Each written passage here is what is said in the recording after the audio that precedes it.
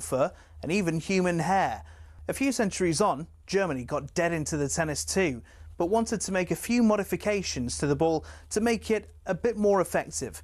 Around this time, an American chemist had just created something called vulcanized rubber. Out of that, people started developing air-filled rubber balls, which were properly bouncy, but either red or grey in colour. These were manufactured in Melton Mowbray. That's right, the home of the pork pie. One problem, the balls kept on breaking on impacts with the racket. The call of new balls please seemingly coming over every other point. Step forward English lawyer and tennis enthusiast John Moyer Heathcote, who suggested balls be covered in flannel to stop them from degrading. And thus the modern-day tennis ball was born. But these were white or black, so how did they become yellow? Well, in 1967, the controller of BBC Two, one Sir David Attenborough, decided the corporation should show Wimbledon on colour TV. He got his wish and it was wide into people's homes across the country. The only sticking point, the white balls were nearly impossible to see on the screen. So the International Tennis Federation, sensing an opportunity, started developing a new ball that would be visible even without the need for 4K LED displays. Not that anyone had that in the late 60s. After rigorous testing, they came up with the colour optic yellow and decided every ball be coated in that colour from there on in. And there you have it. Tennis balls are yellow, all because Sir David Attenborough wanted to watch Wimbledon from the comfort of his own front room. You could say the ITF aced it.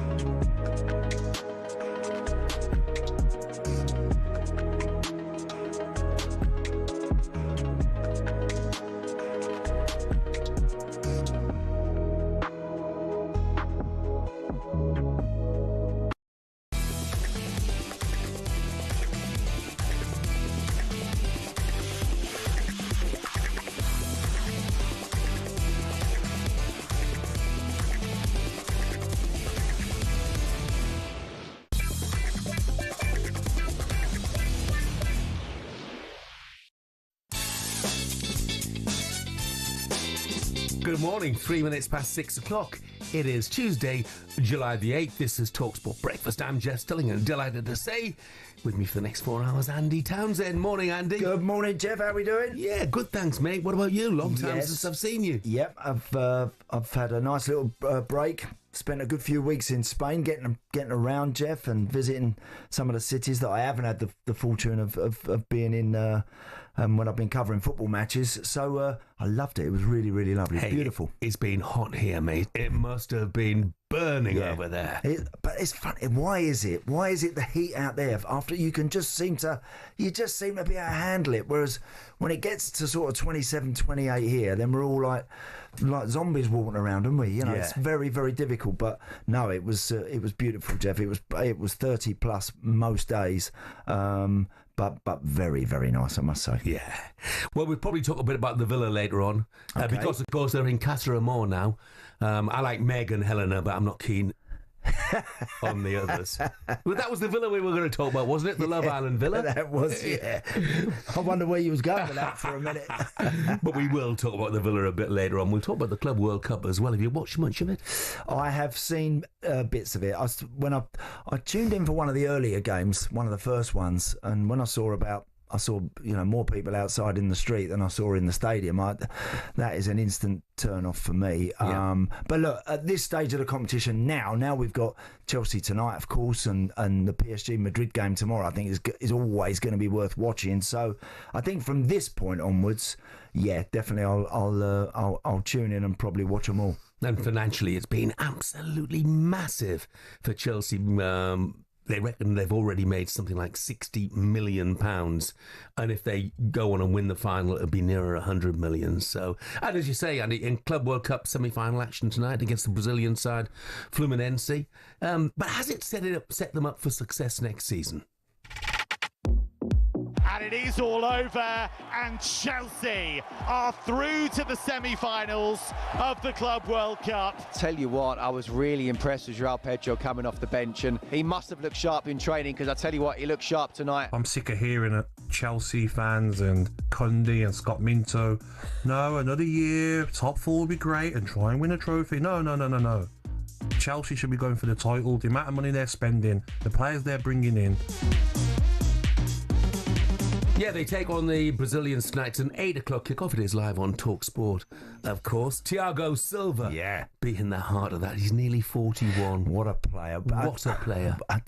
I don't recall I can't recall a player that makes the game look so easy, Jeff. Every time he plays, he cruises around the field. And of course, you'd think at the age that he's getting to, you'd think he'd be vulnerable a little bit maybe when he's one-on-one.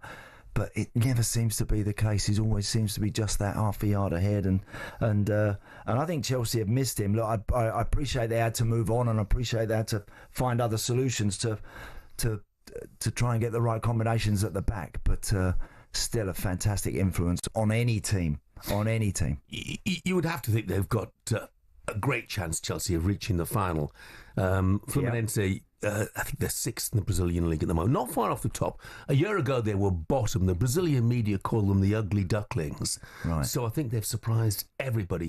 So you think Chelsea have got a wonderful chance, whatever you think of the tournament, of reaching the final? Well, you would think so. And you've already mentioned about the riches that are on offer. So it's vitally important for Chelsea that I think, having committed to the tournament as they have and have reached this stage, that they really go for it now and try and get it won and get it done. I think that it's going to be really interesting how these teams that are involved in this competition, Jeff, how they get on in December, January, Feb. It is going to be very, very intriguing, I think, to see how players cope with the demands of keeping going into mid-July, and how they pick it up again once we get going for the new Premier League season.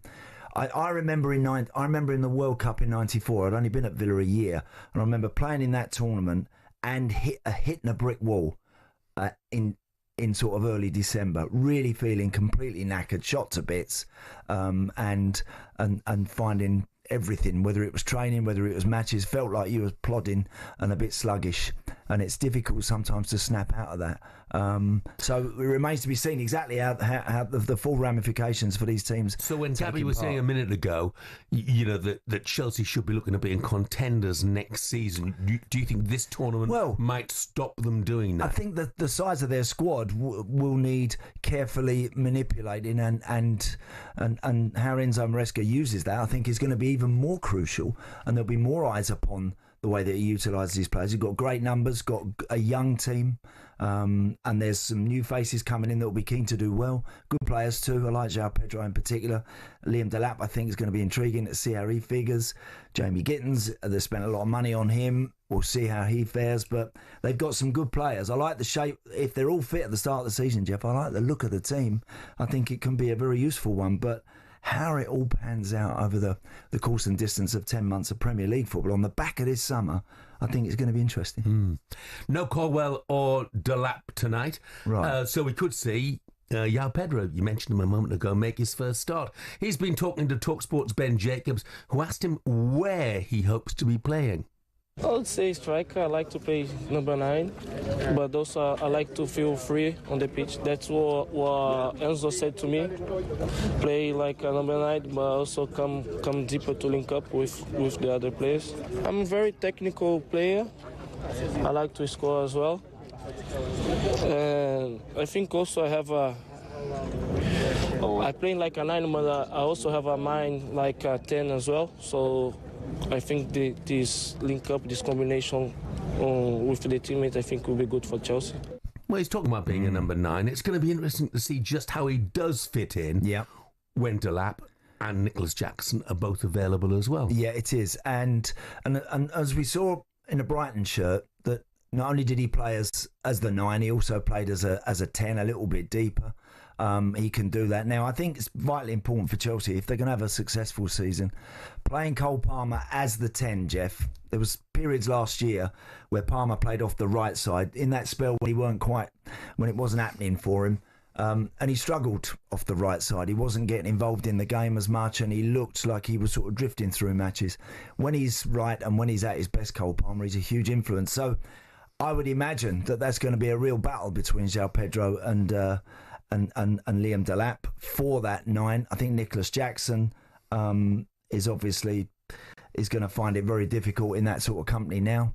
But Chelsea have got to move on a gear. They need that little bit more from that number 9. They've now got 2 very good, I think, young players that can really have a battle to see which one of them's going to play most and score on a more regular basis. I think that's the key for them. The immediate prize, of course, is not just a shed load of money, but it's a prestigious one against either PSG or Real Madrid as well. Now, a man who knows Brazilian football more than most, Kleberson, joined Adi Oladipo and Troy Deeney on kick-off last night.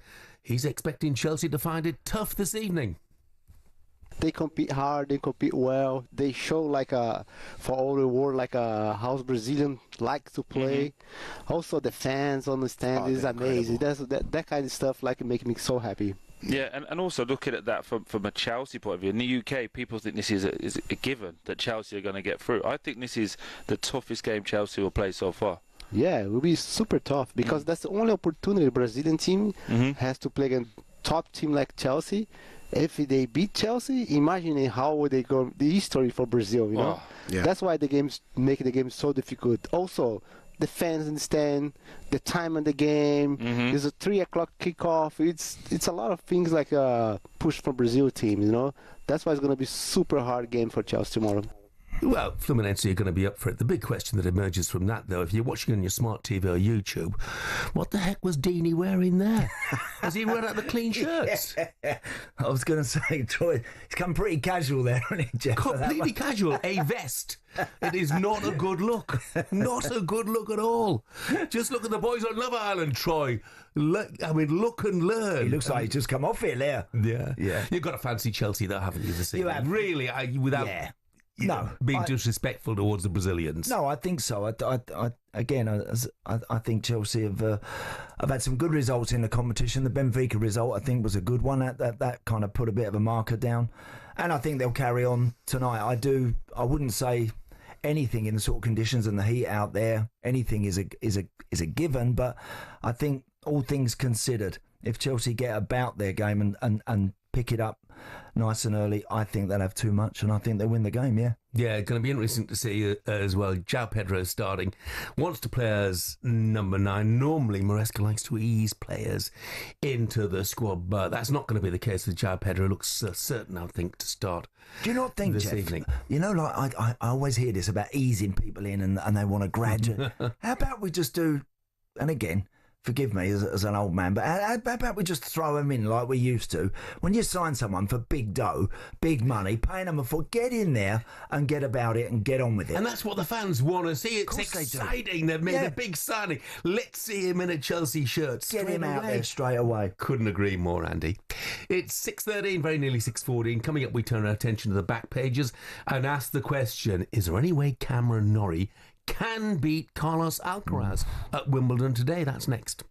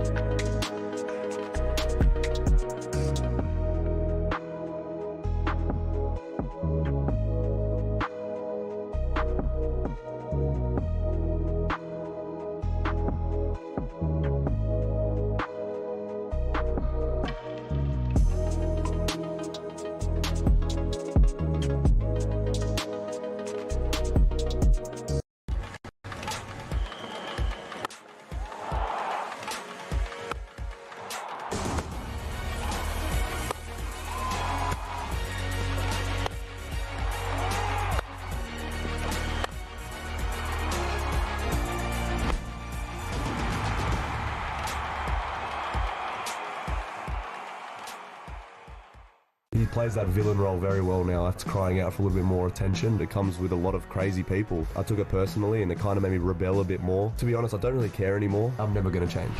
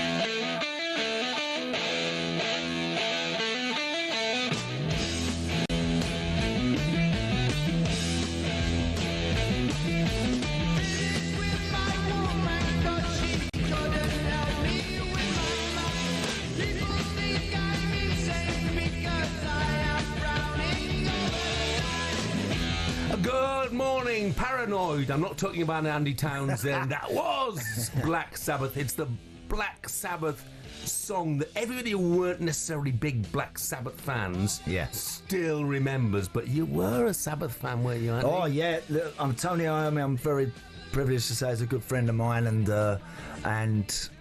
was a neighbour. We lived opposite each other for years.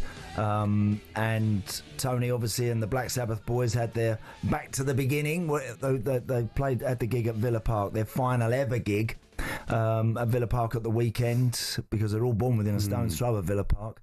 And it was the original lineup. They got Bill Ward back, who lives out in the States now, the drummer.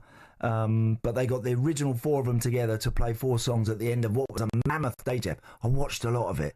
Because a band like Metallica were there. Metallica were there, and Guns N' Roses were there, and lots of bands, Slayer and Alice in Chains, and lots of really good bands. If you like that sort of music, and of course it finished up with Ozzy and the guys. And Ozzy, because of his Parkinson's nowadays, it's not easy for him to get about. And of course, historically, he used to run around the stage, and it was funny. They had all sorts of tributes coming in before the show, Jeff, on the monitor. And one guy from America's come on. He said, Ozzy, he said, listen, I remember, he said, seeing you guys, he said, in New York in whenever it was, 1982, he said, and you got a bucket of water, he said, and you run along the front of the stage and you threw it straight in my face. And he said, and I felt like I was baptised by Ozzy, you know. Wonderful. And I love the fact, I think there were 40,000 there for a start. Yeah. Brilliant. Everyone, it was packed. And there was at least one inflatable bat.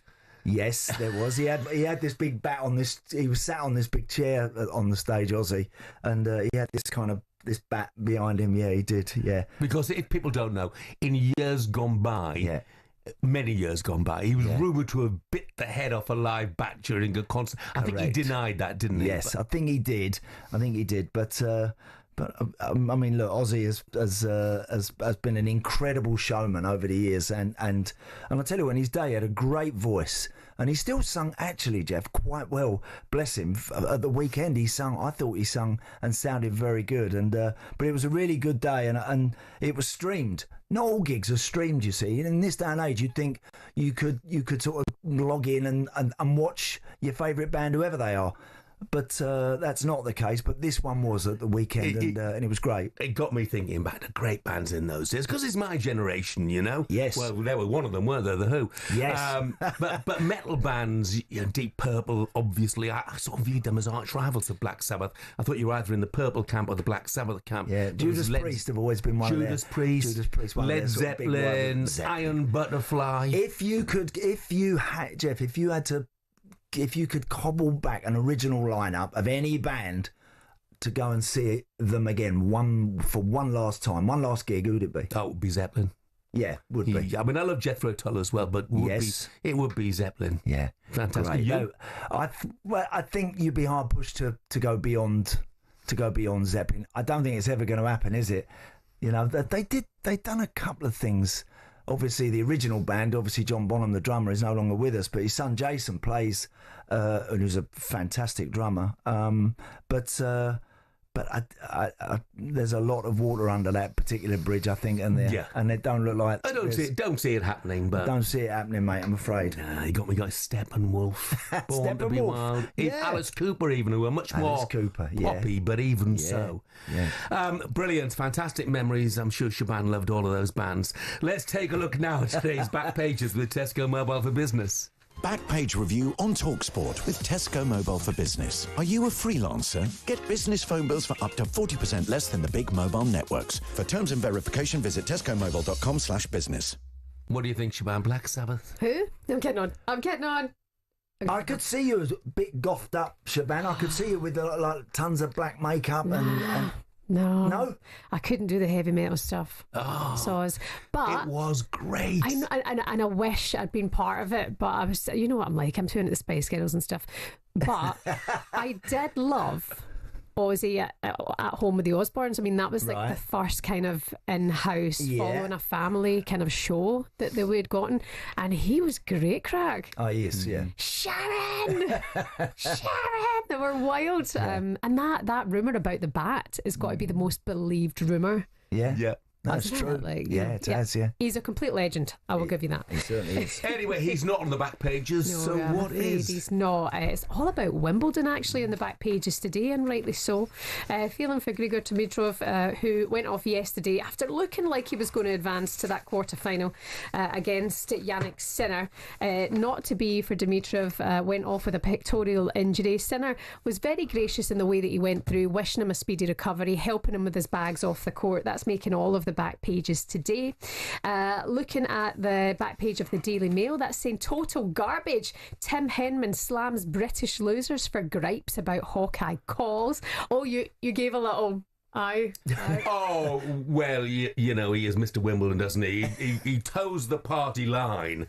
He is so correct. He's never, ever, Tim, he's never going to take a step out of line that might rub authority up the wrong way.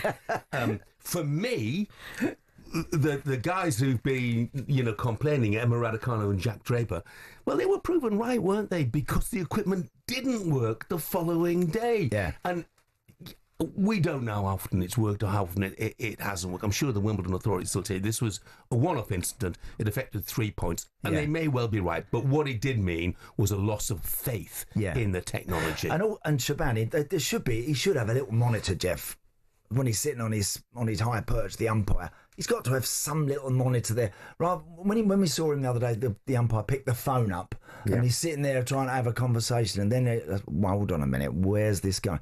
Surely if he has a monitor, he can have another look for himself and make a call. Yeah, I mean, apparently now they've taken out the way that human error could have happened, and I'm like, but does somebody still not have to turn it on?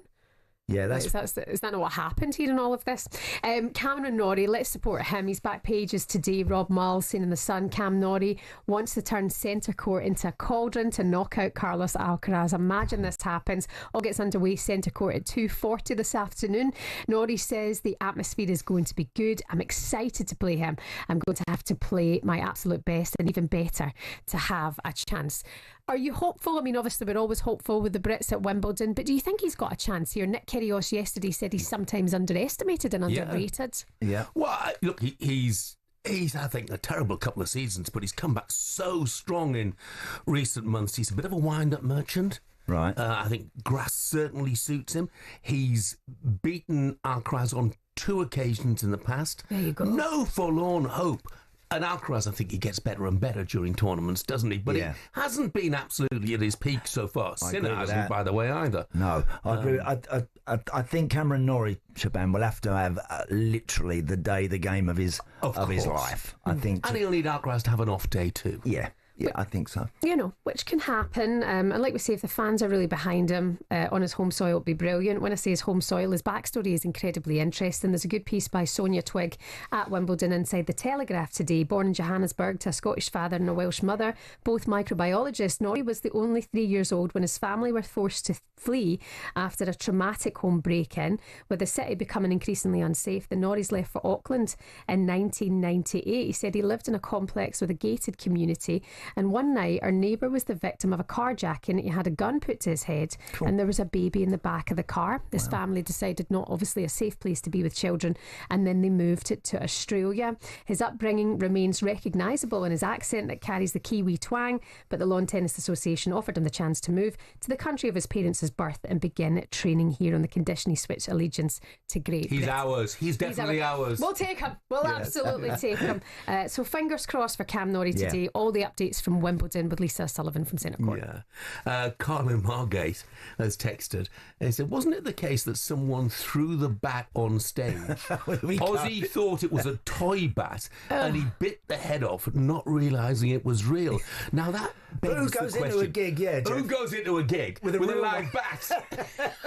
Probably Andy Townsend.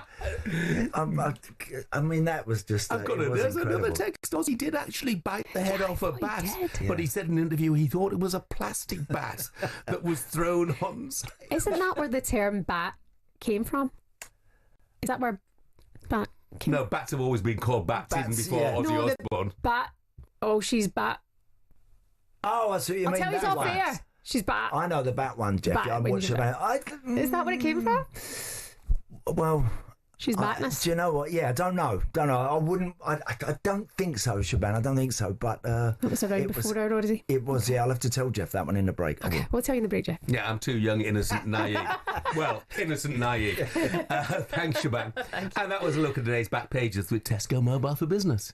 Backpage review on talkSPORT with Tesco Mobile for Business. Are you a freelancer? Get business phone bills for up to 40% less than the big mobile networks. For terms and verification, visit tescomobile.com/business.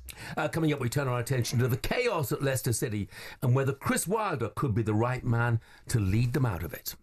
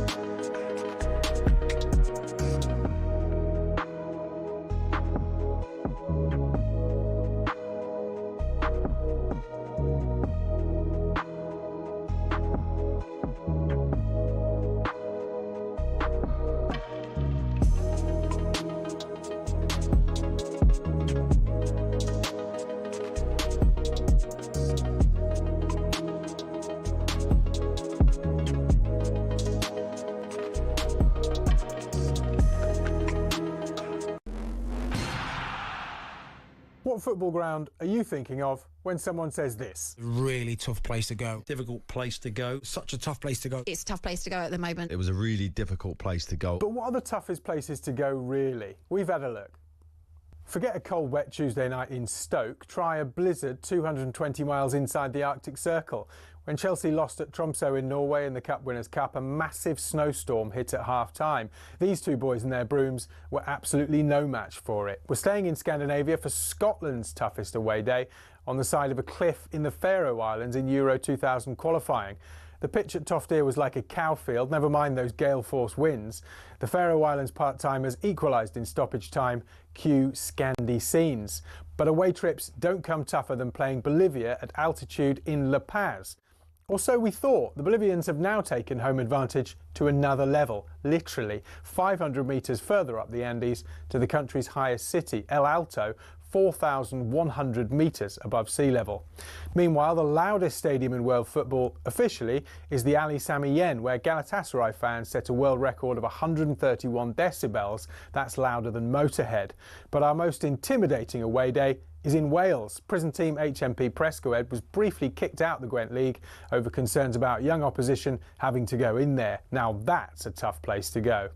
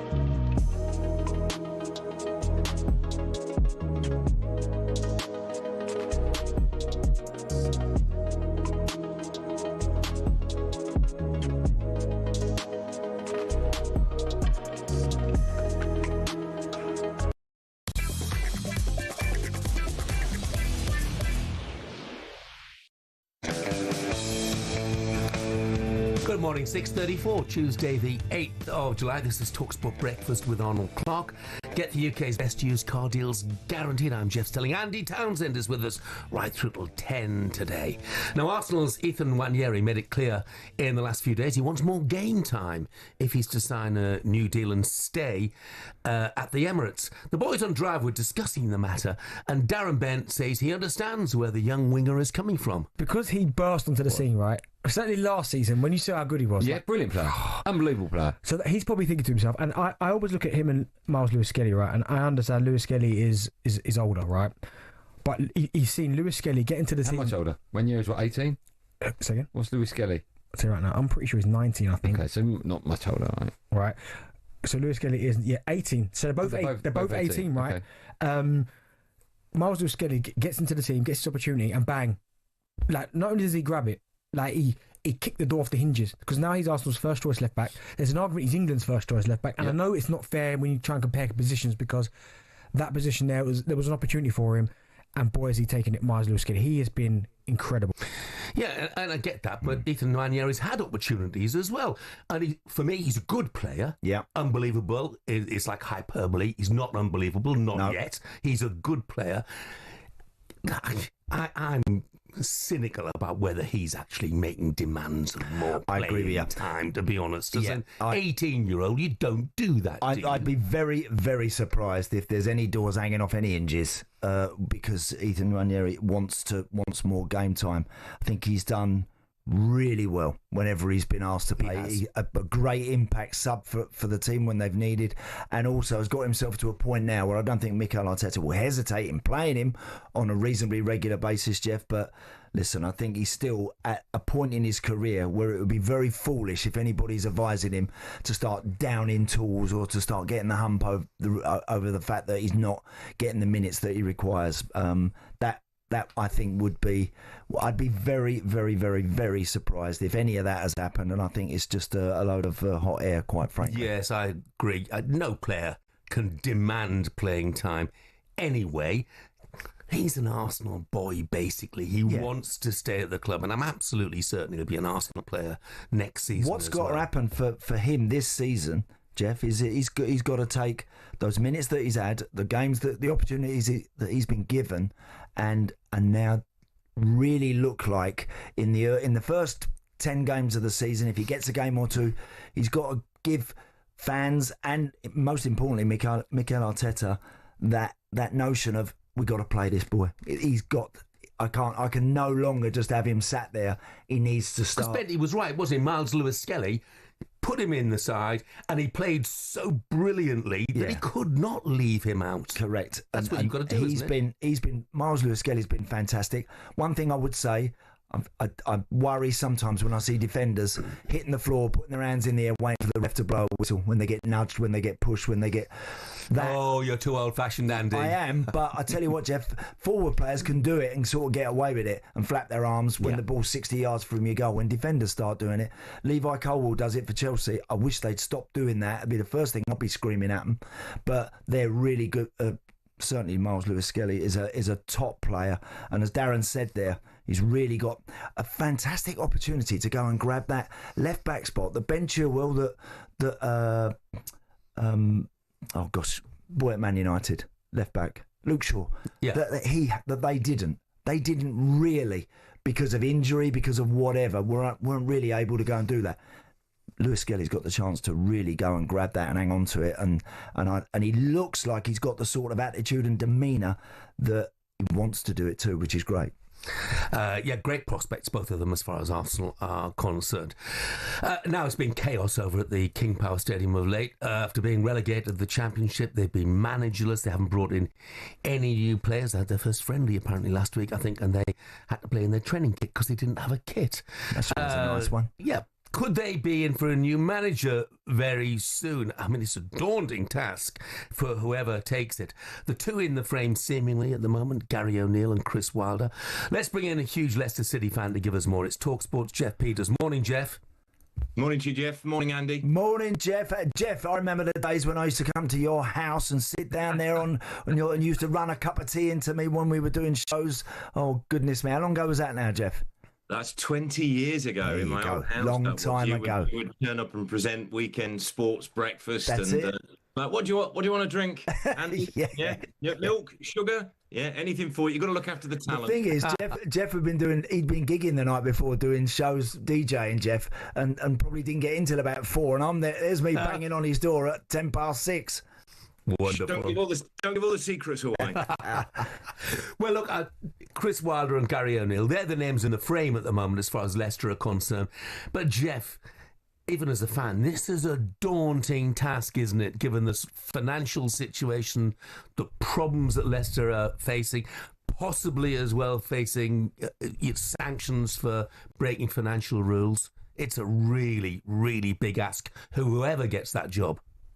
Yeah, it's a real mess. And you would have thought that the club, once they knew that relegation was going to be likely, so February, March time, April certainly, that they would have started putting plans in place. It was no great surprise that Ruud van Nistelrooy was dispatched, given how poor things were when he took charge.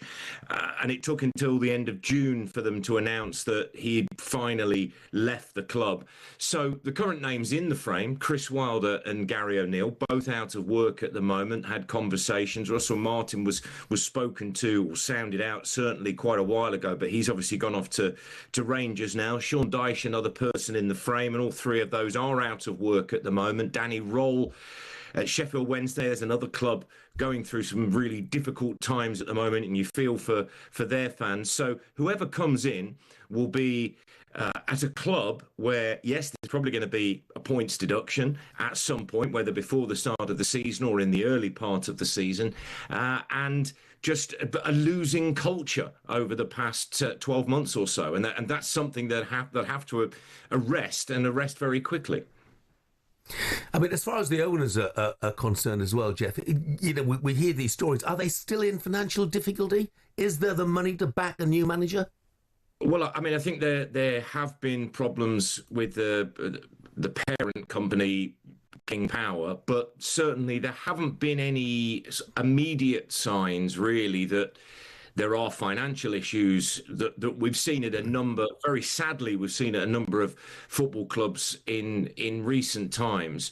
But in terms of what Leicester could spend, PSR will be an issue because they're going to be in the Championship. So the losses will be, what they're allowed will be smaller. So, and they've just got rid of 2 managers in the space of, 8-9 months or whatever it is. So I think they've got to be careful. They've probably got to sell players, but there's just complete radio silence from the club. There's very little coming out. So we don't know which players are going to go. We don't know whether they're going to promote some of the very talented young players that they've got at the club. It is going to be a difficult choice, a difficult job for whoever comes in. But I think fans just want a bit of direction from them in terms of who's going to take charge, who is going to steer the ship over the next few months or years, and what about the new kit? When is that coming out? Good shout, good shout. Jeff, what's the reaction from the fans in terms of who they would prefer out of Chris Wilder and Gary O'Neill? Very different guys. Chris, been there, seen it, been around the block a long time, vastly experienced. Gary's bright, young coach with some nice ideas, but very different, those two. So which way do you think the fans would rather go? I'm not sure the fans are entirely sold on either of them or even Sean Dyche, but I think we have to remember where we are and the situation that the club is in. And rather than thinking about, well, if we get, this manager, will they be able to keep us in the Premier League if we manage to get promoted?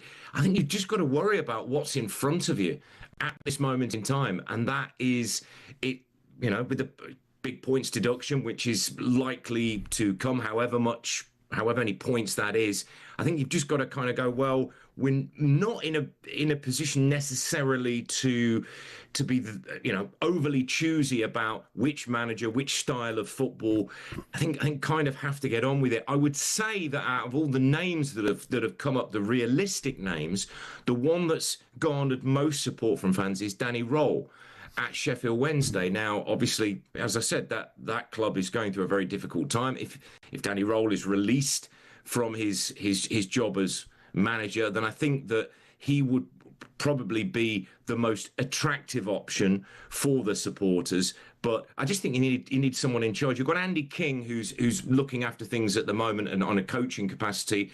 Great player for the football club. I think some fans probably would like to see him given the opportunity. It might be too soon for him as manager, but he certainly comes across as a very promising coach and always speaks very well. Jeff, thank you very much. Nice Best of luck this season. Cheers, guys. Thank you.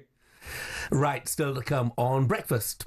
Superstar Breakfast preview on talkSPORT with Travis Perkins. Find everything you need for your landscaping project in stock and available for delivery. Terms and conditions apply. Coming up in just under an hour, footballing royalty. Hey, listen, it was funny when I never held any grudges against David Bentley. I just never picked him again.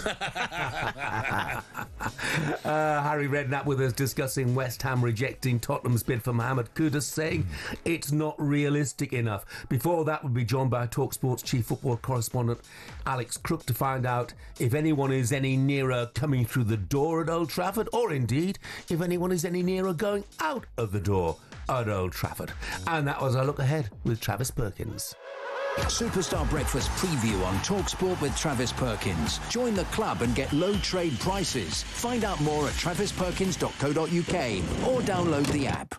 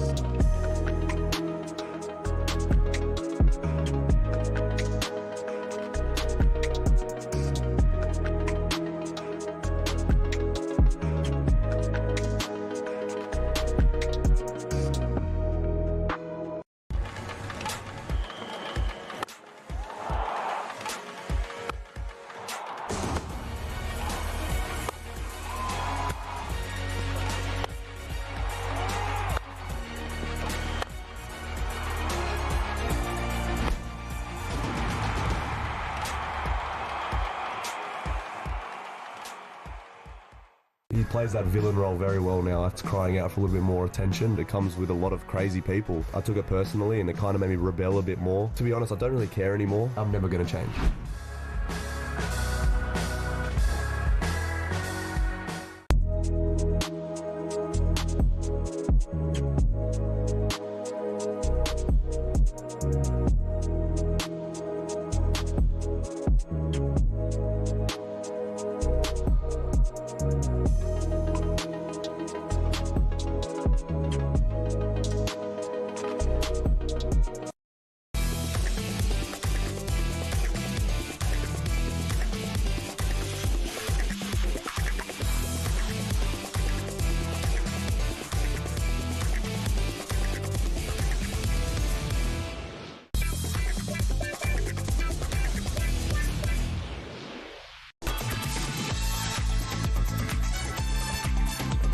Good morning, 6:49. This is talkSPORT Breakfast. I'm Jeff Stelling Andy Townsend is with us today. Time to get an update on the Qatar Airways Lions Tour in partnership with Tenor Men. Qatar Airways Lions Tour Roundup on talkSPORT with coverage sponsored by Tenor Men. Upgrade your protection with Tenor Men and keep control. Big day tomorrow for the Lions and those who are in or on the fringe of contention for a test place as they take on the Brumbies. 11 a.m. start is right here live on talkSPORT. It follows what was a pretty disappointing display against the Waratahs at the weekend. So which players are under the most pressure? Here's talkSPORT's Alfie Reynolds. The Lions have just 2 tour games to go until they face Australia in the first test in Brisbane. So ahead of the match against the Brumbies here in Canberra, whose positions are really up for grabs? Tom Curry starts in the back row, and the England flanker has been world class over the last few years. But have we seen the best of him on this tour? I think he needs a performance just to keep himself ahead of Josh van der Fleer and Jack Morgan. Also keep an eye out for Tyg Furlong, the tight head prop. Starts on Wednesday. He hasn't had his best tour so far, but this is his 3rd Lions tour. Sometimes you can't replace experience. He needs a big performance to stay ahead of Finlay Bealham and Will Stewart to start those test matches. And finally, the centres. It has been a conundrum for the Lions for this whole trip so far. It's the Irish pair of Bundy Aki and Gary Ringrose that go on Wednesday. Ringrose was excellent in Perth against the Western Force, so does Aki need a performance to prove that he should be the starting inside centre ahead of Sione Tuipulotu? Plenty of selections still up for grabs, but when you look at Andy Farrell's team to take on the Brumbies on Wednesday, live on talkSPORT 2, it certainly looks pretty close to the team that could start the first test. Thanks, Alfie. Yes, you get the feeling that test places are there to be lost rather than gained against the Brumbies. So the starters, they need solid performances. Very true. I think the first test is, 11 days away, something like that now. Don't forget, talkSPORT brings you every moment of the Lions Tour Down Under with our exclusive commentary of Wednesday's game in Canberra against the Brumbies, talkSPORT 2. And you can hear all the reaction to the Lions matches on our podcast, Lions Uncaged. And that was thanks to Tenor Men. Qatar Airways Lions Tour Roundup on talkSPORT with coverage sponsored by Tenor Men. Upgrade your protection with Tenor Men and keep control.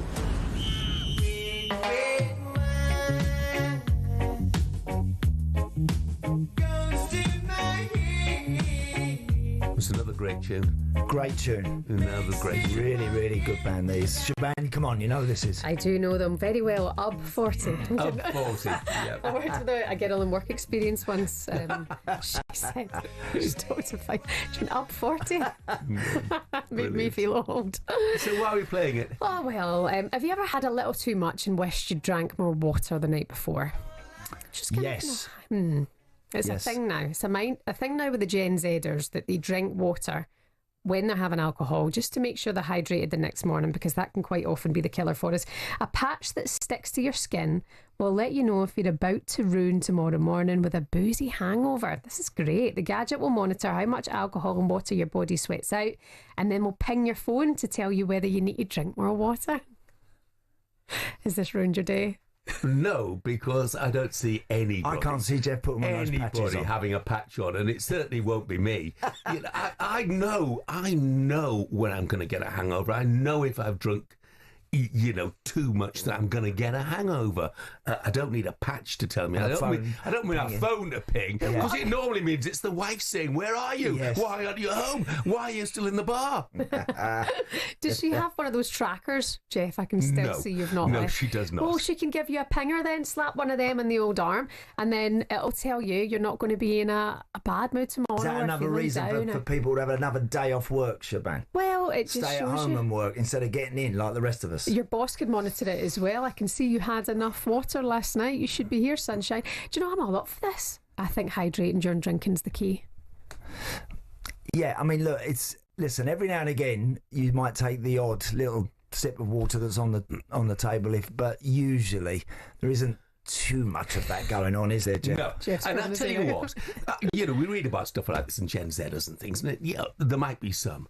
But as far as I know, all the kids I know, all right, they have pre-drinks before they go out. That's and true. It ain't water that they're drinking at pre's. That is for sure. I remember those absolutely days. Right, yeah. We used to get some states for the pre-drinks. Why is that? Is that because obviously you're saving money? It's just a lot cheaper to I'm go. being silly, yeah. You'd meet at home and then you would, Yeah. do shots and whatever like that, and then think, well, it's less in the club. Drink mum and dad's drink and then go out and yeah, exactly. And then catch up. It's so bad. But I think the kids are far more health conscious now. I bet you they'll all be getting these patches and then they'll be vaping at the same time. They'll be like, well done, that's smart, isn't it? Yeah, well, I don't think they will be getting the patches. Vaping, is that smart? I don't know. We'll see in years That to was come. pure We will see sarcasm. as years come. Oh, was it? Okay. Oh, no, that I'm not. No, Sorry, I'm saying, what's the point in then hydrating and vaping at the same time? Yeah, Like, and also the pre's, I think it's great that they go and save money. Yeah, when they're out, but they've generally speaking had so much. They are so far gone before they go out. Yes, that suddenly money doesn't seem so significant. Yeah, we'll have one more of those. Yeah, we'll have another bottle of that. Oh, we've all been there though. So there you go. You can get this patch to monitor how much you're drinking and how much water you need. This is a good story going around today. Again, Jeff, you're not going to be happy with the Gen Zers. Golf will die out unless Gen Z can be convinced it isn't boring, it is claimed. They say it needs to be rebranded as a trendy sport that can deliver the same thrills as a six-a-side football Garbage. favourite baller league. Absolute total garbage. Live is that not what Live was meant to be? Was that not meant to save golf? Yeah, I mean that's they tried to tart it up for want of a better expression. Don't need to. You don't need to. You're at the My Golf Club. There's an absolute thriving junior section. Academy, in yeah. actual fact, sometimes I'll go down at 4:00 in the evening when school's out and things. I think, oh, for goodness sake, look at the number of kids on the golf course. I can't get on because of them, which is great, by the way. It's absolutely fantastic. And so it's nonsense. And Jeff, also, Shaban, I don't understand that because televised golf, I think, is probably the best sport to watch from the comfort of an armchair or in your own home. Especially the majors. The Ryder Cup. The Ryder Cup. Now, I defy any kid who loves his sport to not watch that and think, I want to get out there. Can I have a set of clubs, half a set of clubs, and go and play? By the way, just because it doesn't appeal to Gen Zers, if that is the case, it doesn't mean that we should change things. Life is not all about Gen Zers, for goodness sake. By the way, one thing that could hype it up a little bit, what if the golfers walked out to like walk on music? Oh, get off. Well, they do the live golf. Oh, yeah. The live golf, there's music. While they're teeing off, Shaban, there's a bit of music in the background. And Ryder Cup, they have the big announcements, and people are singing. I mean, that again, and I'm You've not just really come in here sure to raise about my blood pressure. No, and it's work, Jeff. Oh, it's work. Can I get you a glass of wine and a patch?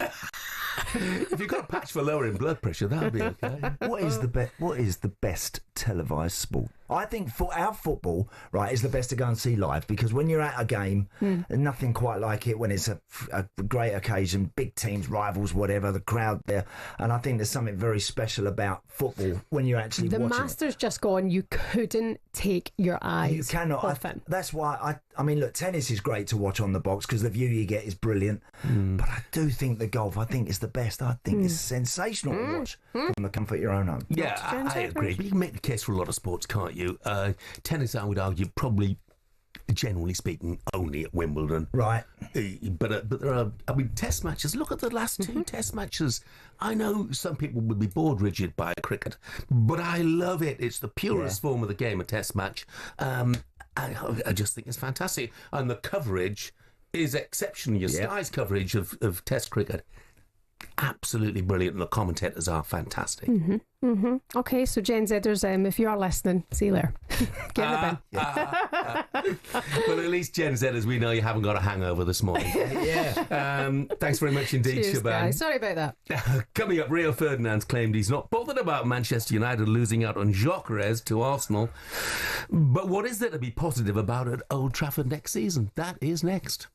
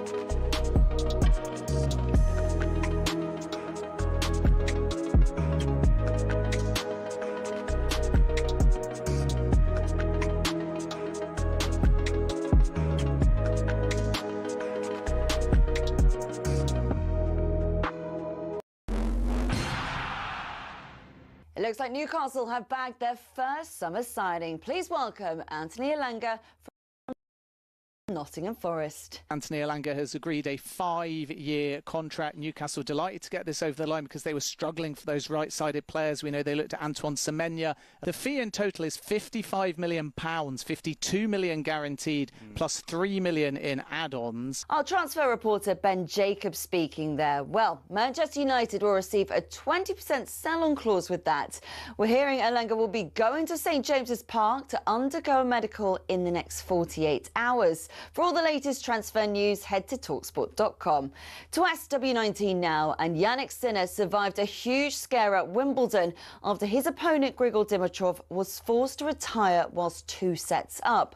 The Bulgarian collapsed to the floor in pain after hitting a volley, clutching his pectoral muscle.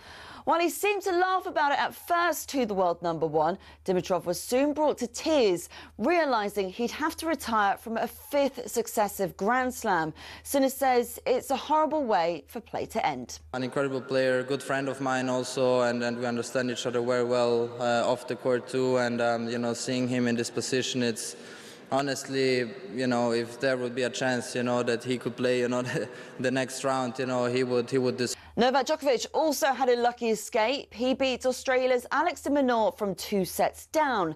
Later today, we've got Cameron Nori versus 2-time defending champion Carlos Alcaraz. Spain thrashed Belgium 6-2 at the Women's Euros, while Portugal equalised late in their Group B match against Italy, a goal which may well not be enough to get them through to the knockouts. Later today in Group C, Germany take on Denmark before Poland play Switzerland. And Chelsea can reach the final of the Club World Cup tonight with a victory against Brazilian side Fluminense. The teams meet at the MetLife Stadium, but Enzo Maresca will be without Liam Delap and Levi Colwell, who are suspended. More on this on our website at talksport.com.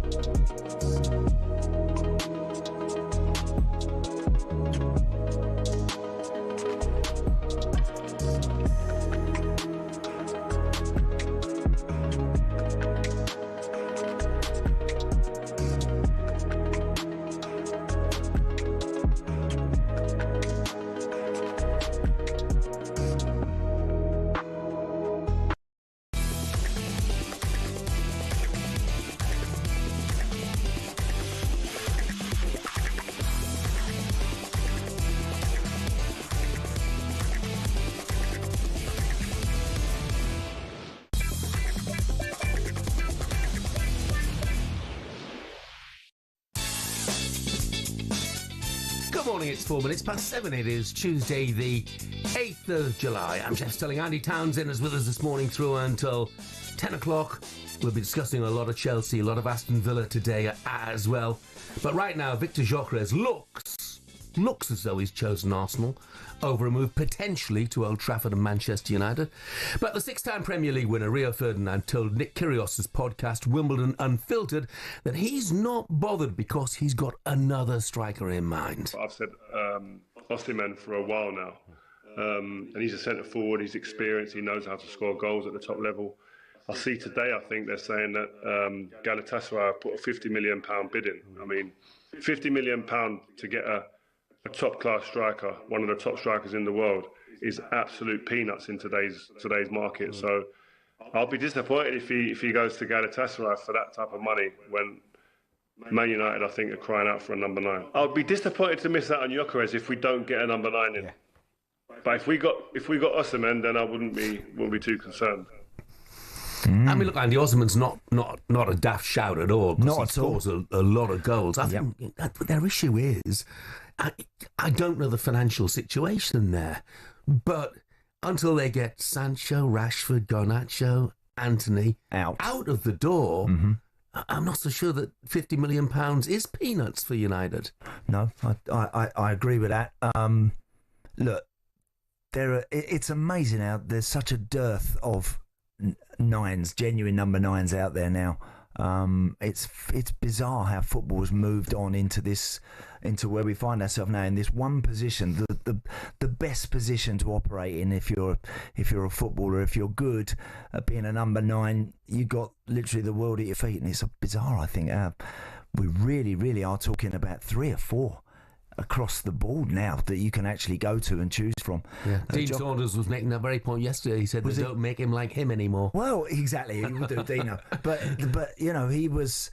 I mean, Dino was a guy that could play up front on his own. I know that's the way it is now, because of his prodigious work rate. He used to run everywhere, Dean, as well as get his goals. But Osimhen, I'm just trying to think about the type of centre forward. I mean, I know that United fans give us anyone that's half decent with a bit of a pedigree.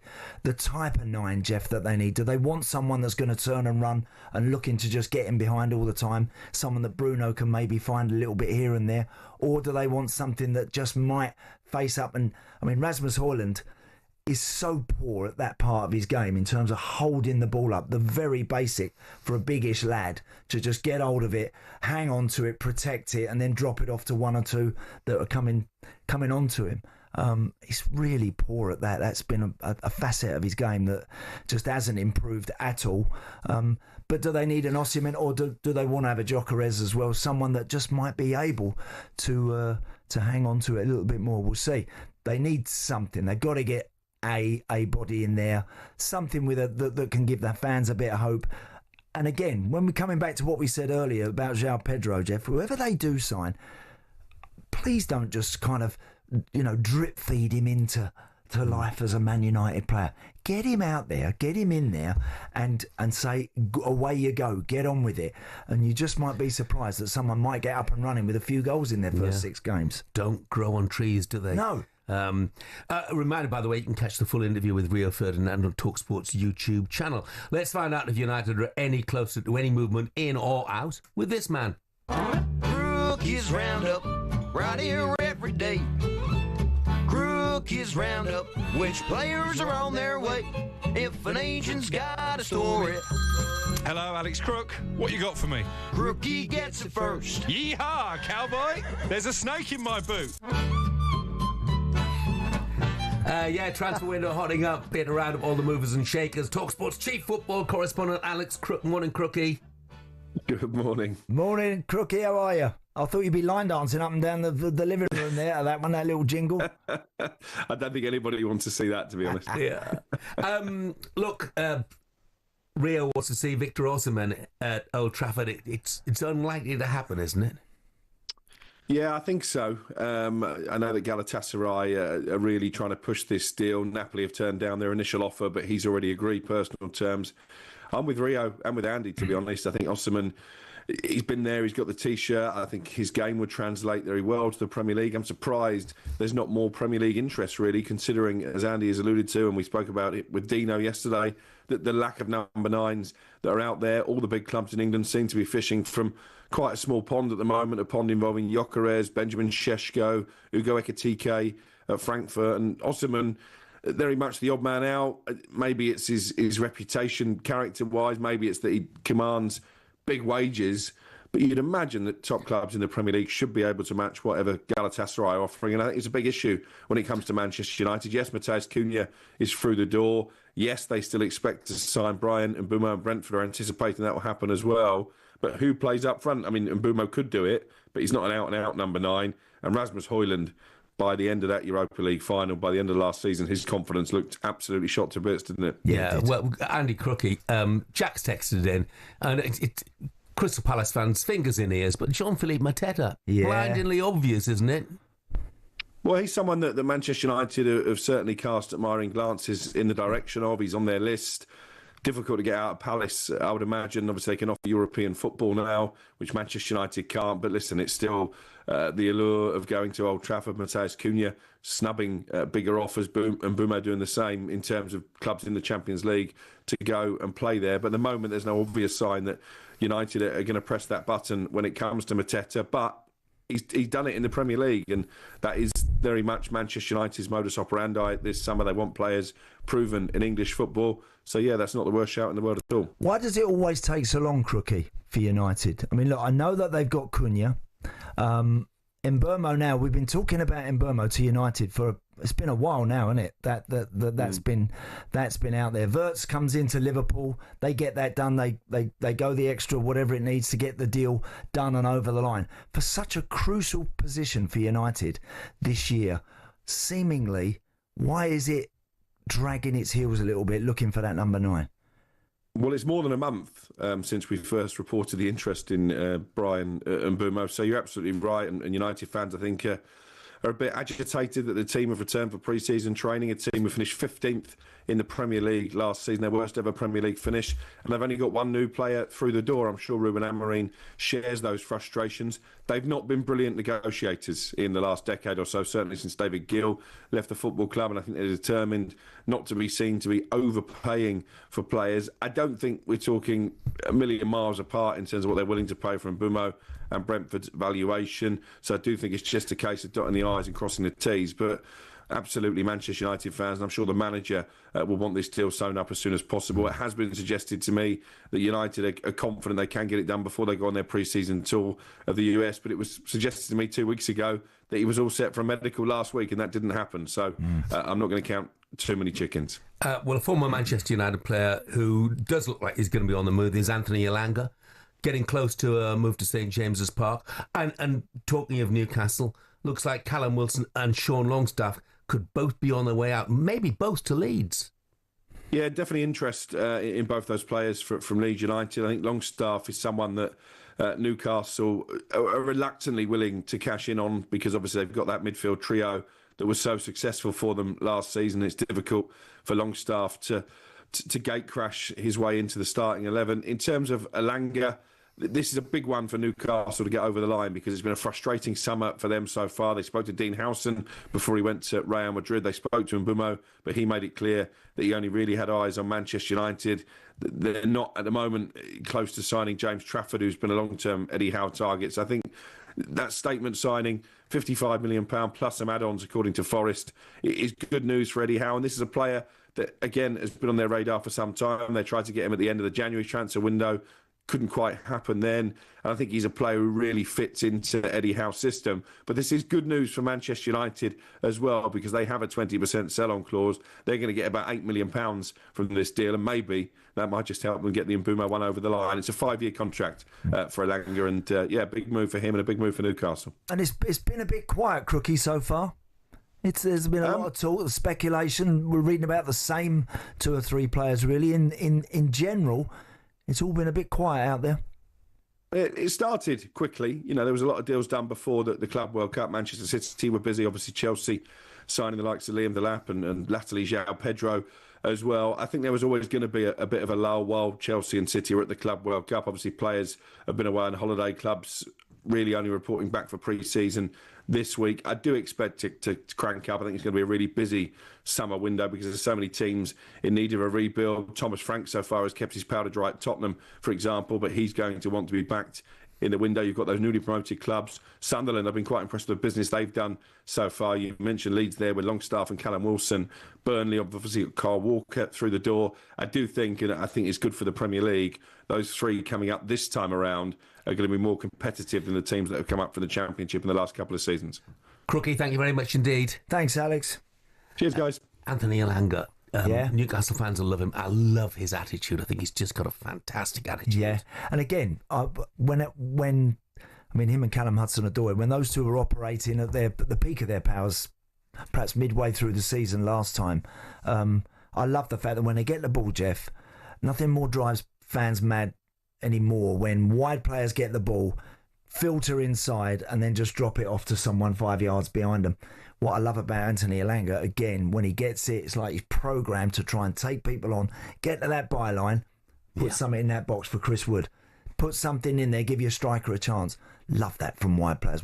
I hope this season we're going to see more of that from those really good young attack-minded wide boys, because can give you so much, give so much to the team when they're at it.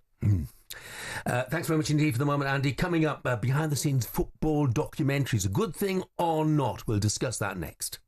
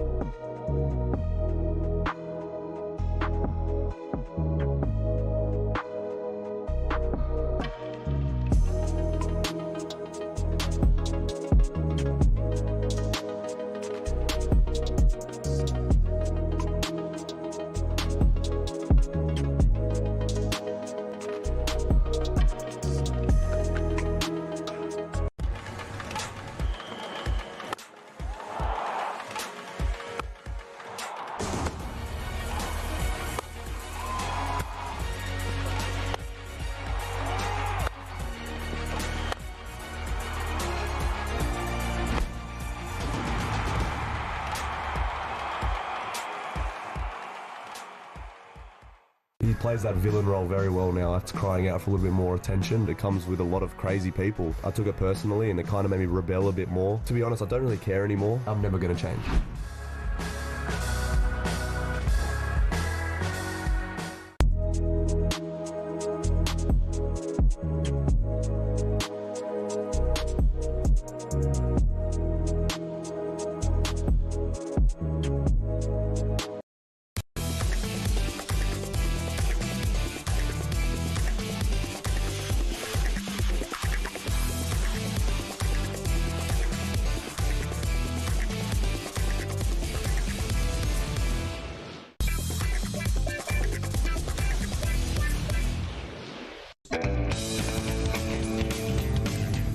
Good morning, this is talkSPORT Breakfast. I'm Jeff Stelling Andy Townsend is with me. A story spotted this morning: MPs could be set to vote on a proposal to make at least 10 Premier League games available on free-to-air television each season. The Lib Dems have tabled an amendment to the Football Governance Bill, which continues to make its way through Parliament.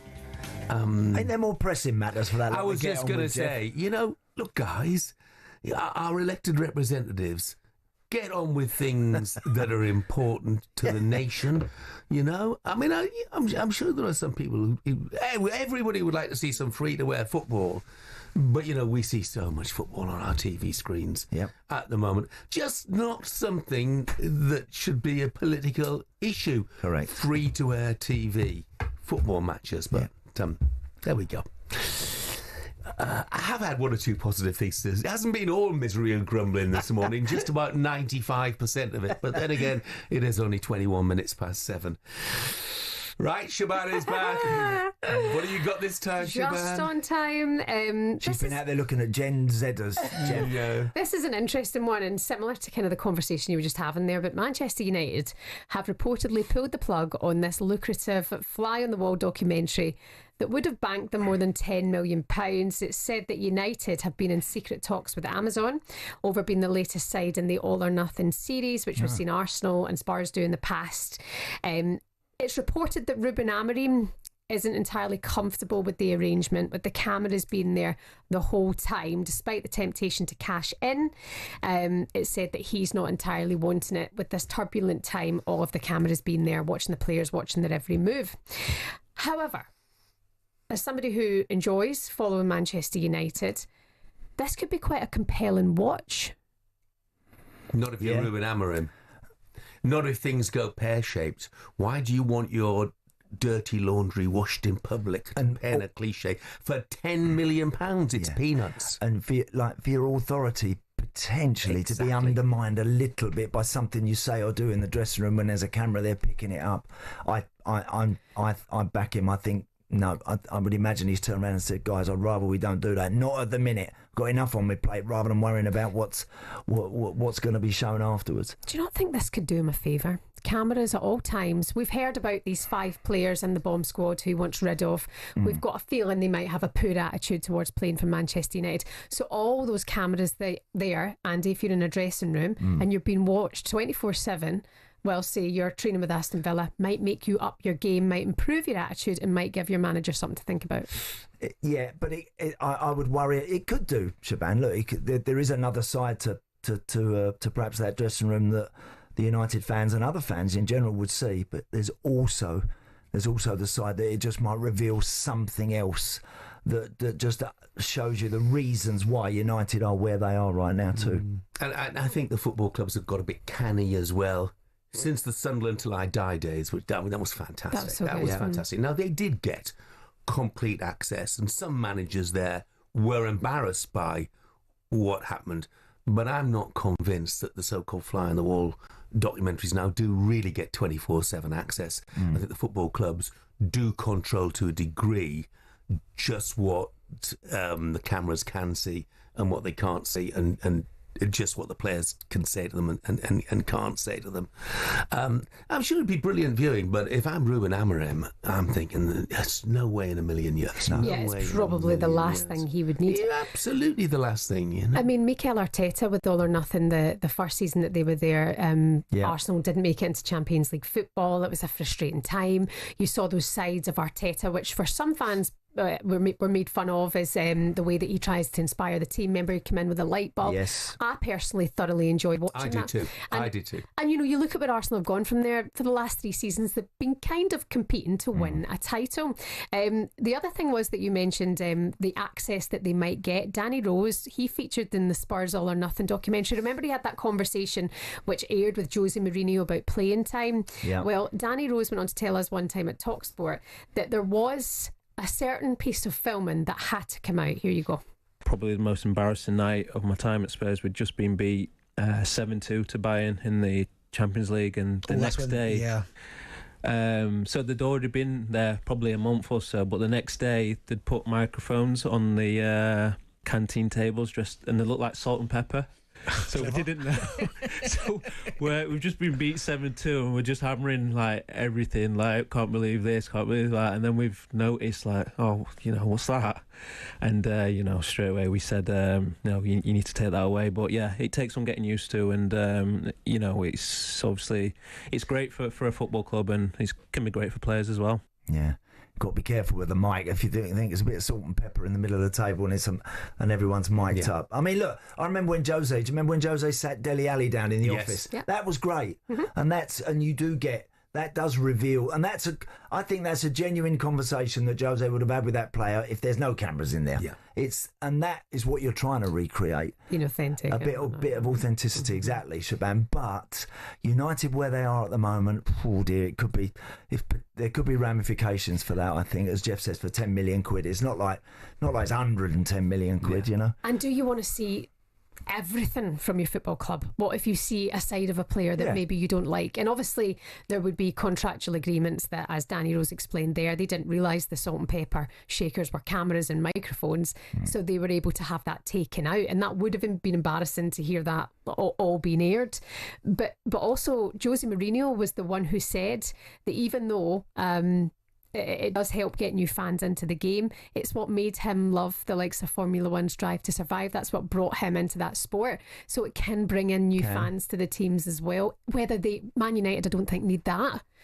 But I mean, I'd be there, all there in swimwear to watch that. I think it'd be such a good watch. They've all done, I think pretty much every sport has done it now, Jeff, and there's been one on the golfers. The full swing one's excellent. Full swing, There has, again, nothing is kind of sacred anymore in this day and age, but I'm just with Jeff a bit, Shaban. I think for Ruben Amorim, I think he so needs to have a strong start to this season, and if those cameras are rolling in there and it's not going their way, and the criticism is mounting, I think it's going to be really tough for him. Look, I like Amazon as a company very much indeed, partly because I've done some work for them, obviously. Of course. But why do you think they want to send the cameras to Manchester United? Drama. They want to send them because they are hoping it's another season of absolute carnage. Yeah. And that there'll be all sorts of sensational stories come out. Otherwise, they'd be going to Liverpool or back to Arsenal. Sides are going to be challenging at the top of the table, which, with all due respect, doesn't look like Manchester United are going to be at the moment. So,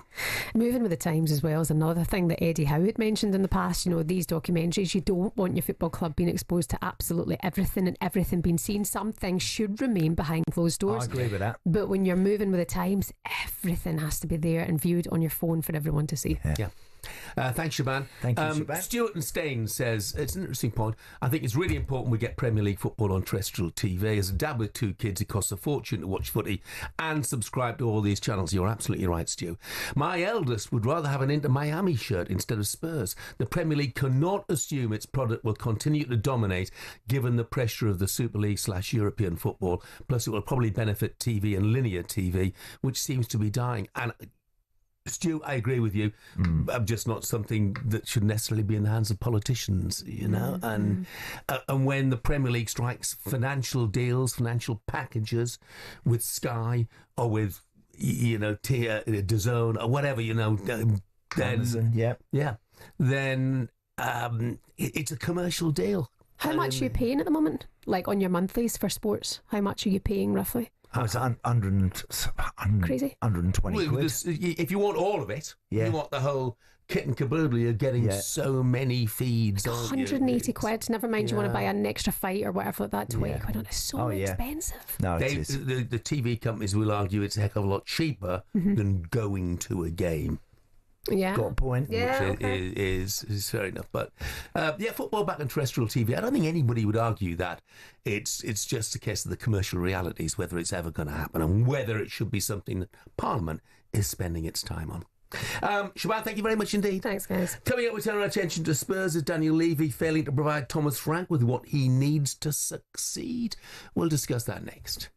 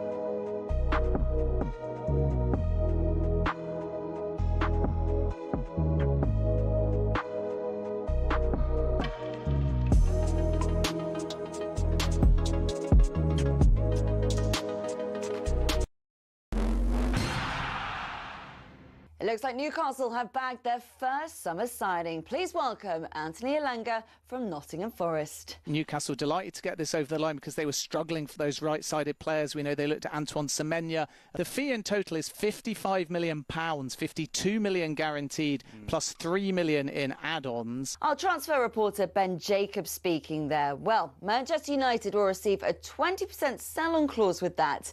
We're hearing Elanga will be going to St James's Park to undergo a medical in the next 48 hours. For all the latest transfer news, head to talkSPORT.com. To SW19 now, and Yannick Sinner survived a huge scare at Wimbledon after his opponent Grigor Dimitrov was forced to retire whilst 2 sets up. The Bulgarian collapsed to the floor in pain after hitting a volley, clutching his pectoral muscle. While he seemed to laugh about it at first to the world number one, Dimitrov was soon brought to tears, realising he'd have to retire from a 5th successive Grand Slam. Sinner says it's a horrible way for play to end. You know, seeing him in this position, it's honestly, you know, if there would be a chance, you know, that he could play, you know, the next round, you know, he would deserve. And Chelsea can reach the final of the Club World Cup tonight with a victory against Brazilian side Fluminense. The teams meet at the MetLife Stadium, but Enzo Maresca will be without Liam Delap and Levi Colwell, who are suspended. More on this on our website at talksport.com.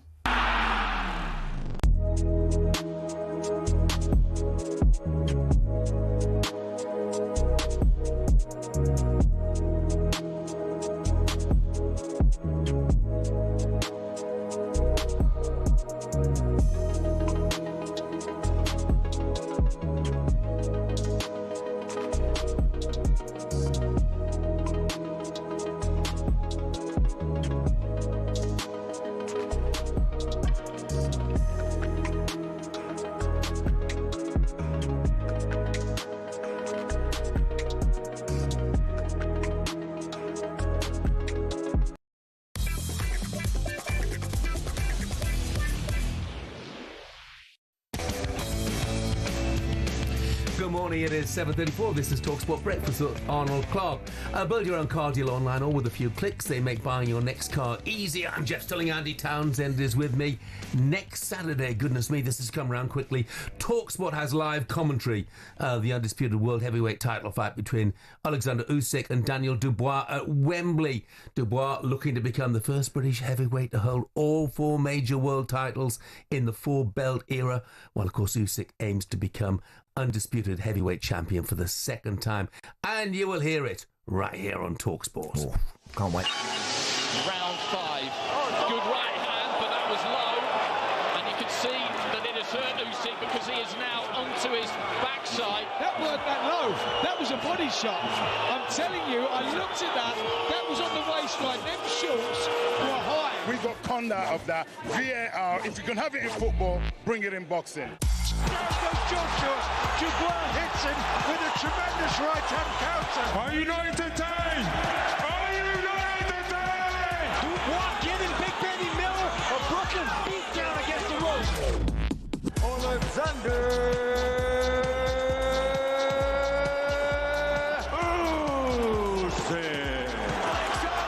Usyk finds the answer. Tyson Fury was out on his feet. Oh my God, that left hand. London is like my home. Prepare for the greatest victory in boxing. A wonderful night for Ukraine. From Ukraine, Alexander Usyk.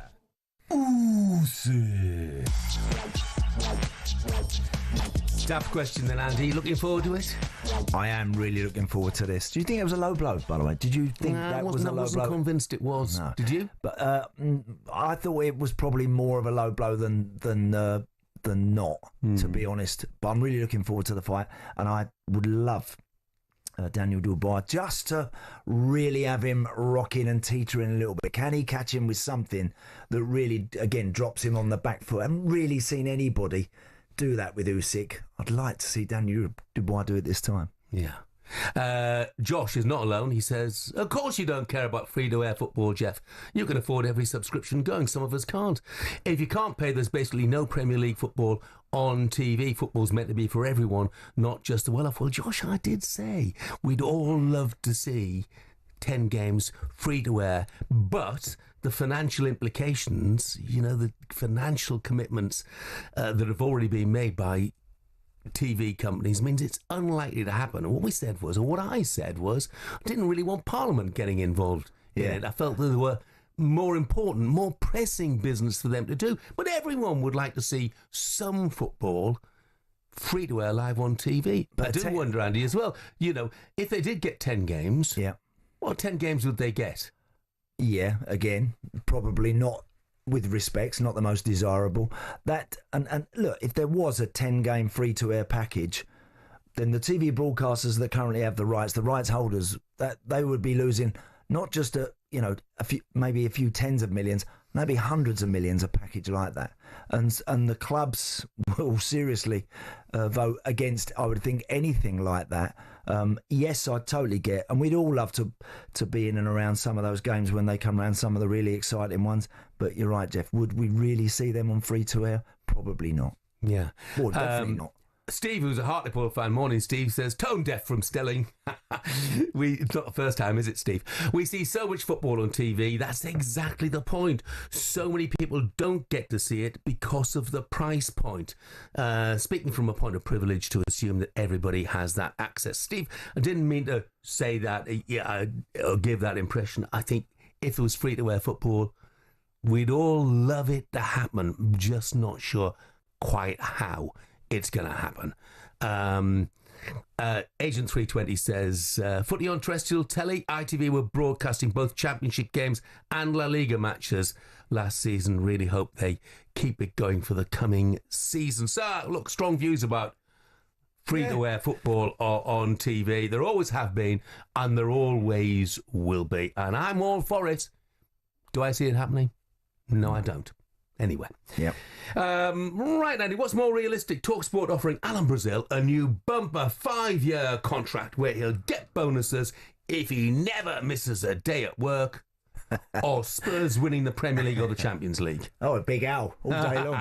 Big Al. I think that's a no-brainer, Jeff, that. Yeah, I only asked because West Ham have told Spurs to be more realistic after they included add-ons of winning the Premier League or the Champions League in their bid for Mohamed Kudus. Chairman Daniel Levy clearly believes that it's possible. Here's what he said shortly after winning the Europa League. We've won a European trophy, but it's not enough. It's what we haven't done that is more important.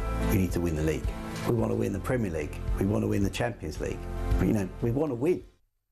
They want to win the Premier League. They want to win. Everybody does. There's nothing wrong with having ambition, is there? Let's get the thoughts of a man who knows exactly what it's like to work with Daniel Levy on transfers. Very good morning to former Spurs and West Ham boss Harry Redknapp. Morning, Harry. Morning, Harry. Jeff, Andy, good morning. So, look, is that typical Daniel Levy, adding in clauses, of bonuses if you win the Premier League or the Champions League? Yeah, it's amazing. I mean, he's certainly putting a few bonuses there that are going to be very difficult to collect, that's for sure. So, I mean, listen, they've ended up having a decent season by winning the Cup, so they've got lots to look forward to. But they need to strengthen. They need to bring, 2 or 3 new players in for sure if they're going to make any impact this year in the Premier League or in the Champions League. So they need to spend a few quid. And would Mohamed Kudus, Harry, fit the bill? You like him? Yeah, he's got bags of ability, Andy. There's no doubt in his ability. I know 1 or 2 people that sort of around the place at West Ham. I think they're question marks over him. Right. I think his ability is not questionable, but I don't know. But, he's certainly got ability, and he's a player that, when he gets on the ball, he can make things happen, and he'll be exciting. So, he'll certainly bring something to Tottenham for sure. Should Spurs fans, or West Ham fans, if you like, for that matter, should they be concerned at all, Harry, that really nobody's come into either club? Yeah, at the moment, it's been quite slow, hasn't it? West Ham, you're looking at West Ham, I mean, they need to improve drastically as well. I mean, they end up with nothing last year. Their league position was very poor. Since Graham Potter went there, and took over, things didn't really improve, but it's very difficult. He's not got a magic wand. He's took over quite an average team, really, I think, and... They're going to have to get 1 or 2 in to do anything this year. I mean, the boy Bowen seems to carry the team on his shoulders almost single-handedly. So they need to make some signings if they're going to improve this year. And Tottenham, the Tottenham fans are waiting for things to happen now. They need to get cracking in the transfer market. But as you know, and the recruitment is all important. They've got to make the right moves. It's no good just bringing people in there. They've got to make some signings that will make the team better. Yeah. Thomas Frank got his own way of playing, Harry, and it served him very well at Brentford. How's that going to go down with the Spurs faithful? Well, Andy, it's like winning football is, if they're winning, it doesn't, it hides a multitude of sins, does it? As long as they're winning, I think they'll be happy. So that's the key now. They want to start winning some games and be up in that top 6 where... With the squad they've got, they should be up there in that top 6. They shouldn't be floundering at the bottom, in the bottom region. I mean, they were very lucky last year. There were 3 teams that had come up the year before that were worse than them, and it kept them up last year. So there's a massive improvement needed this year.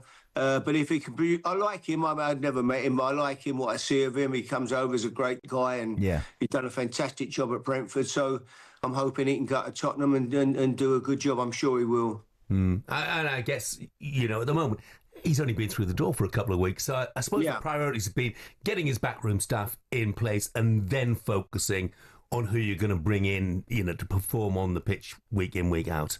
Yeah, I think it's going to be an interesting year, Jeff. I think that I think we could see, I think Leeds, maybe even Burnley could make a real effort this year. It's going to be difficult for Sunderland, we know that, but it's a great football club. But I think Leeds and Burnley, realistically, have got chances of staying in the league this year. Certainly if Leeds spend a few quid as well with that atmosphere there, Andy, yourself. It's a difficult place to go. If they can get it going again this year, they might be.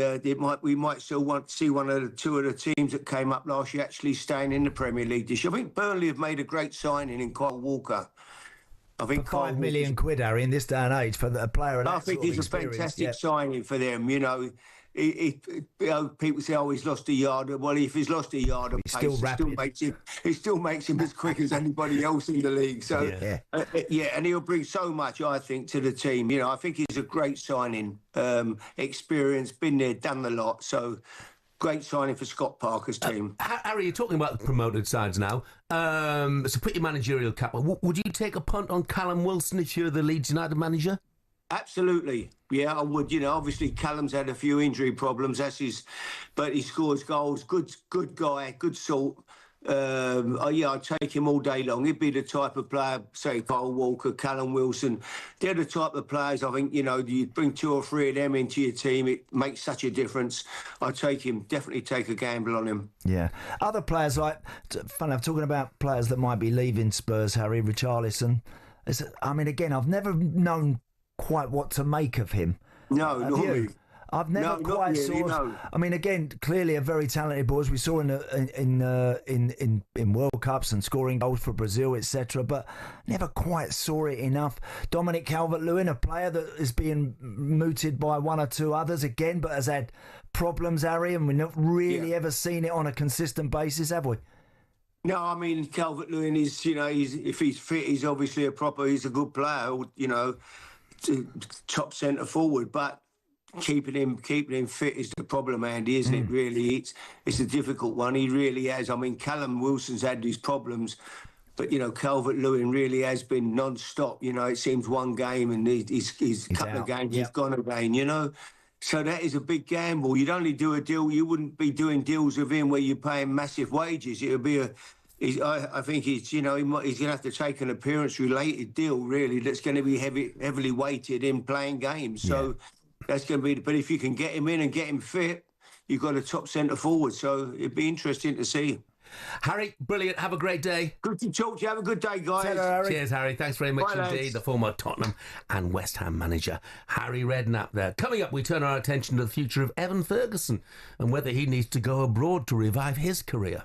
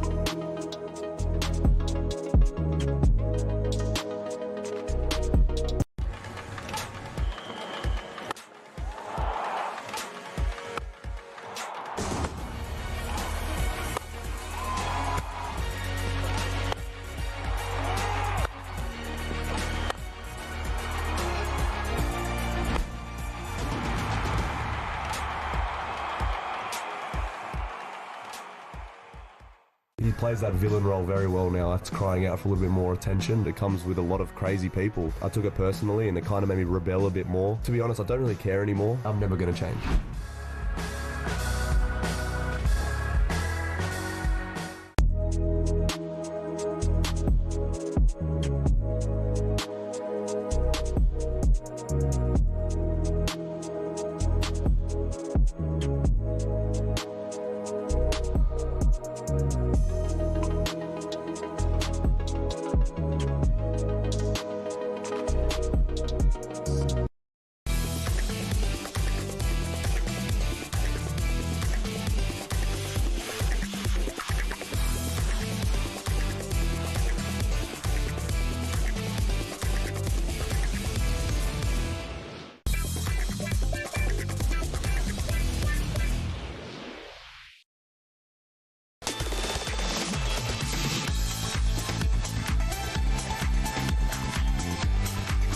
Very good morning to you. talkSPORT Breakfast. It is 7:50. It's Tuesday, July the 8th. I'm Jeff Stelling.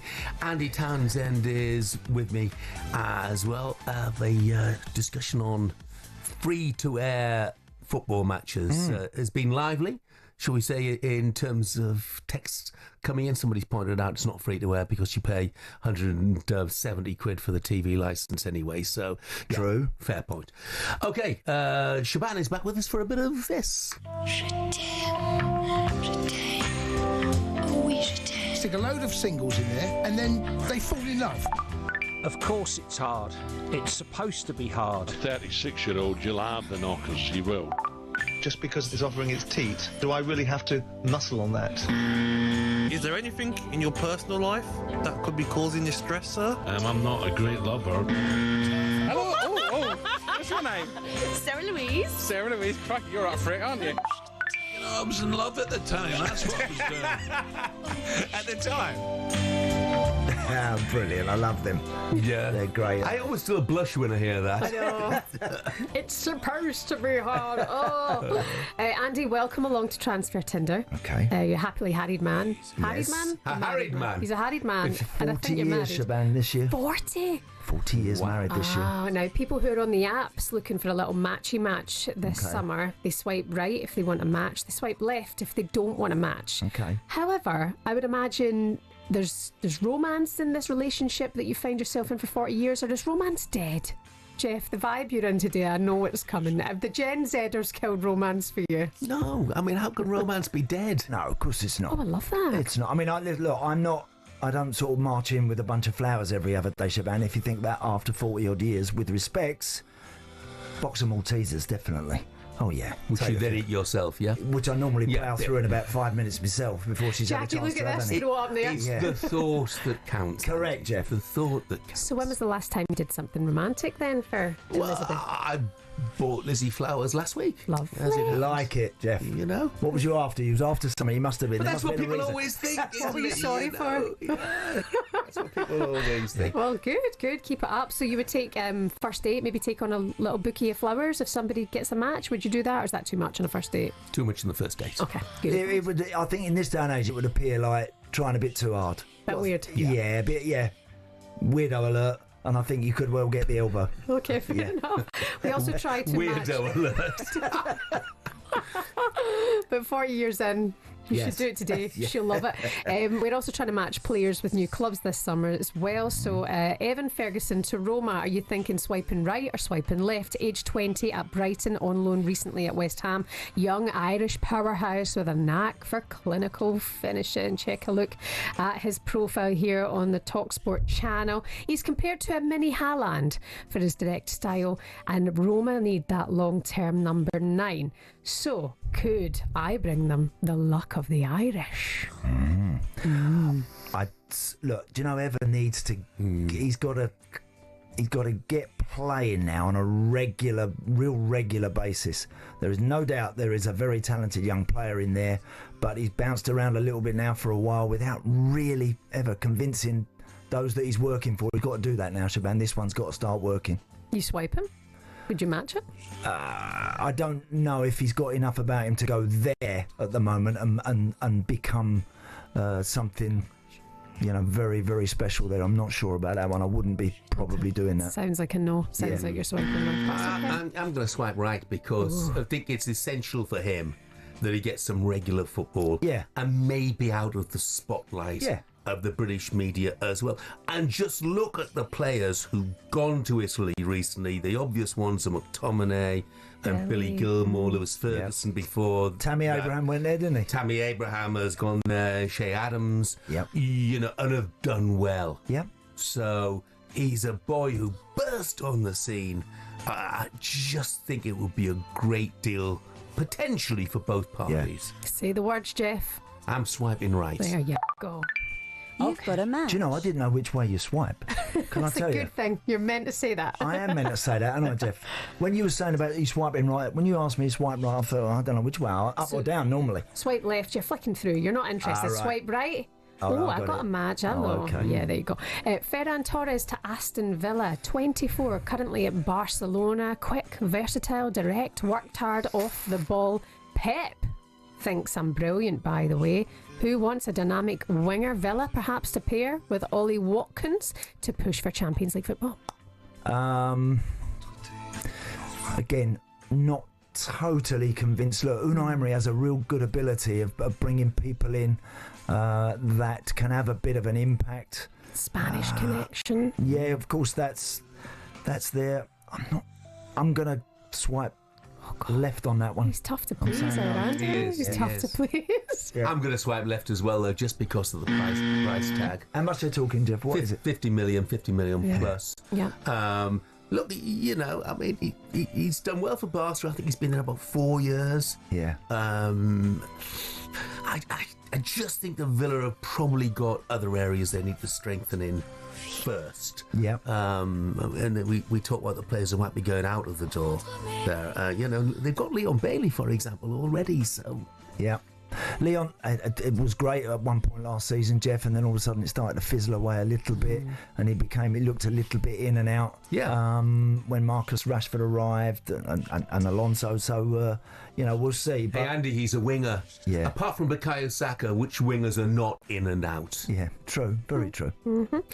Callum Wilson to Leeds, you spoke about there with Harry Redknapp. Were you swiping for that, just out of your opinion? Does that work for you, Callum Wilson to Leeds? Oh, I swipe right all day long. Oh. 5 years at Newcastle fans won't have a bad word said about Callum Wilson, and rightly so, because when he's fit, he is a fantastic finisher. He's got Premier League experience. If he stays fit, could be just what Leeds need. Every promoted side struggles to score goals. Yes, they do. Yeah. What about Sean Longstaff, also linked to Leeds, by the way? 27, hard-working, box-to-box midfielder, 171 appearances for club. Would you take him at Leeds? Yes, I would definitely take him. If you think about Scott McTominay when he was at United, and again that profile of a big lad, powerful lad, an up and downer, and then all of a sudden he's left and he's just gone out to Napoli and ripped it up completely. He's been so good. Now I'm not saying Longstaff will go in that sort of territory, but he's that sort of player that you feel you could bring through the door, Shaban, and he would be able to pick it up straight away. Sounds like someone swiping a bit of... Yeah, I'll go right with that one, definitely. Fabulous. Lots of love in the air. Go and get your partner some flowers. Well, in fact, John has just told me that he's just done that. He said, I picked some daffs out of the garden. Yes. He said, I got the heave-ho. Shaban, look, you have to help me here. Yeah. Right. And I'm not saying that you're swiping left and right. Of course I know not. Too married for that. When are people doing this sort of stuff? They get up in the morning and having a cup, put the kettle on, have a cup of tea. First thing they do is start swiping left and right. Some people are on, I mean, we're not on Tinder, but people are on it like they're on Instagram, swipe, looking for a match. But this person has to match you back on Tinder. Really? So if you've swiped left for them, they'll get a notification. You could be like, ooh, not into that. I read somewhere a week or two ago that dating apps are now on their way out. They should be. And people are reverting to actually meeting face to face. Wow. So, any chat up lines that you can throw out there? No. I've not. I mean, not at all. Me, absolutely. And his chat up lines are 40 years old. I was going to say mine are 27 years old. But the old classic, there's 20p. Call your mum, tell her. I mean, every time. Siobhan, thank you very much indeed. Right, still to come on talkSPORT Breakfast. Superstar Breakfast preview on talkSPORT with Travis Perkins. From excavators to skips or cement mixers to pressure washers, Travis Perkins Hire has all your landscaping needs covered. We will find out if Adrian Durham's calmed down after giving Serena Wiegmann a 1 out of 10 rating after the England defeat against France.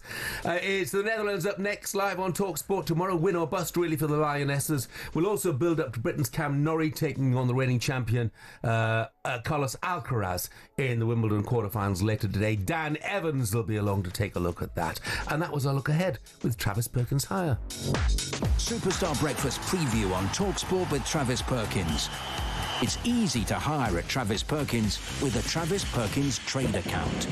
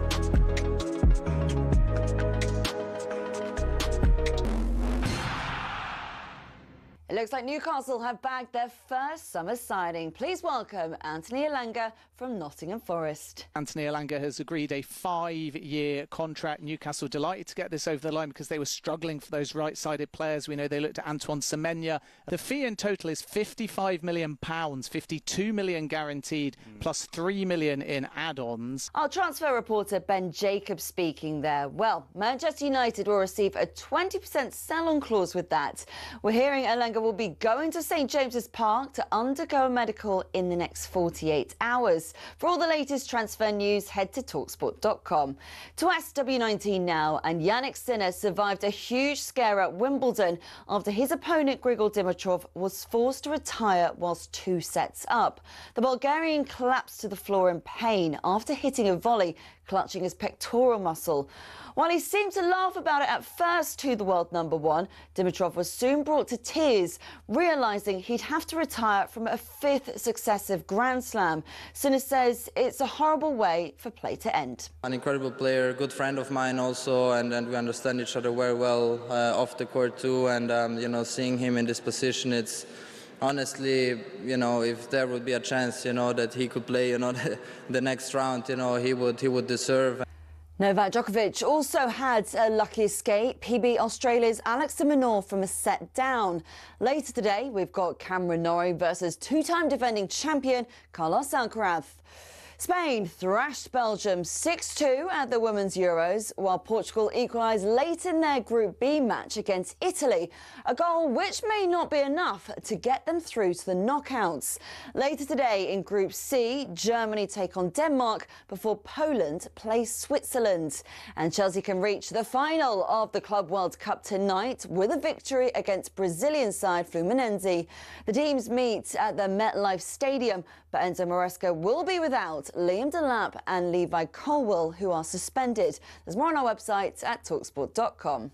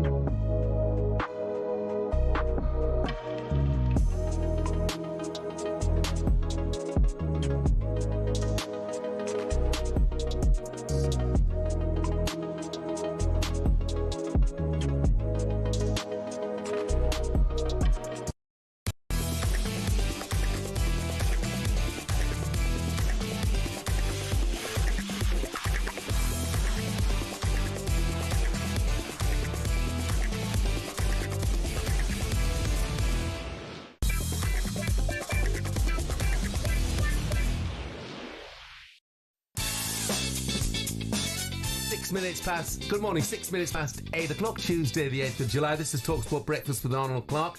I'm Jeff Stelling Andy Townsend is with me as well. We asked for your best chat-up lines. Joe says, is your dad up? Joe, I told you, keep them clean, for goodness sake. Steve, who's an Arsenal fan, says, if I could rearrange the alphabet, I would put you and I together. I can only imagine the young lady's reaction to that, if you came up with that. I'd say you're a strong 9 out of 10, but I'm the one you're lacking. Very good. Yeah, that one's clever. Indeed. Yeah. I've got to read through these before I read them out, actually. You have to, don't you? But it's far too dangerous. What about this one, Jeff? Are you a magician? Because when I look at you, everybody else disappears. How did that go down? Yeah, well, probably the same as all of them. Absolutely appallingly, I would imagine so. Oh, yeah, I know. I mean, look, Joanne said, this is very clean, but I just paused just in case because it was quite long. Read it first. He said, can you help me with some directions? Why? What are you trying to get to? I'm trying to get from here to our first date. Thank you, Jim. That's quite romantic, really, isn't it? Anyway, let's move on, shall we? Because pressure on the Lionesses against the Netherlands following Saturday's limp opening display, which was live here on talkSPORT. The game is over, and England's title defence begins with a damaging defeat in Zurich, and arguably their worst major tournament display under Serena Wiegmann. France 2, England 1. For me here, when you're struggling, make the easy pass. Keep it simple, don't overcomplicate it. You can't sulk at international football. We did have moments the second half. We couldn't harm them that much, and I think when we scored the corner, that helped us, and we tried to force a goal, and I think we were really close. Serena's subs, Tash, she's got to look at herself, because Serena's subs won us the Euros 3 years ago. You've got two strikers, Beaver Jones and Adjaman, on the bench. Very strange from Serena Wiegmann. Adrian, was little critical of Serena Wiegmann, gave her a 1 out of 10 rating. Goodness me. Just over 24 hours to go before England's win or bust second game against the Netherlands. The Lionesses know that if they lose and France take at least a point against Wales, they'll be out. Of course, Wales can also go out on Wednesday. Joining us now, live from Switzerland, is talkSPORT's chief football anchor, Adrian Durham. Morning, Aid. Morning, Aid. Good morning, Andy. Good morning, Jeff. Where it's hammering it down in Zurich, absolutely chucking it down. And I've been listening to the show since the start this morning. I might well be giving you a rating out of 10 by the time 10 o'clock comes around, so be careful. Right. Have you bumped into Serena since you gave her a 1 out of 10? No, I haven't. I don't mind. I'm going to be going to the press conference later, and she will see me then. If she's got a problem, she knows she can come and talk to me. But I thought she was lucky to get one, to be honest. Brilliant. I mean, look, what happens? I think we were totally outplayed by France on the night, in my opinion. Adrian got a lot of things wrong. So what do we do now? Do we have to have wholesale changes? First of all, they panic a little bit because I went to Toon to watch Spain last night and they looked absolutely exceptional. I was kind of pitch side, pitch level, and the way they play, it's almost unstoppable. It's mesmerising. If they keep that up through the tournament, there's only going to be one winner. So it might all be academic anyway. Spain are that good. However, with England, they've basically, what the camp has done, they've parked that performance and result against France. They've kind of stopped thinking about it. They did the review of it, and then they've stopped thinking about it, and they've moved on. And I actually sensed a real positivity in the camp. Georgia Stanway spoke yesterday and said that, you know, she was feeling like, yes, they've got to go and put it right, but she was feeling very positive that they could go and put it right. Courtney Sweetman-Kirk, our England reporter, spoke to Hannah Hampton. It's a brilliant interview if you get the chance to see it or hear it. And Hannah was also saying that they're very positive about going forward because they know what they need to do. And that's the one thing. A performance and a result like that can actually galvanise a group, and they can suddenly say, hold on a minute, what's going on here? And suddenly they click into gear just when they need to. And I sense that might just happen with England here in Zurich against the Netherlands tomorrow night. Yeah, for losing the first 1-8 in any tournament, you lose your first game, you're immediately on the back foot, you're under pressure. What about the opponents they face tomorrow? What about their strengths? How good are the Netherlands? Well, the Netherlands sort of toiled and sweated and huffed and puffed for 40-odd minutes against Wales in their first game. They eventually got the breakthrough with a bit of magic from one of the legends of the game, Vivianne Miedema, a really beautiful curler. But Wales gave her too much space on the edge of the box. If you know what Miedema's all about, you'll be able to realise that she checks back again. So the smarter defenders who've played against her week in, week out, like the England defenders, you know, they may well be able to counter that. Well, you would hope so anyway. And then the Netherlands took over, won it 3-0 comfortably in the end. They might feel a bit too confident after that result. They might look at England's defeat and think, yeah, this is going to be easy. The reality is that the Netherlands do have threats, that's true, but they're individual threats, like Miedema, Pullover as well. They have some good players, but as a team, this is a team, the Netherlands right now are in a place where England, if they play well, should be beating them.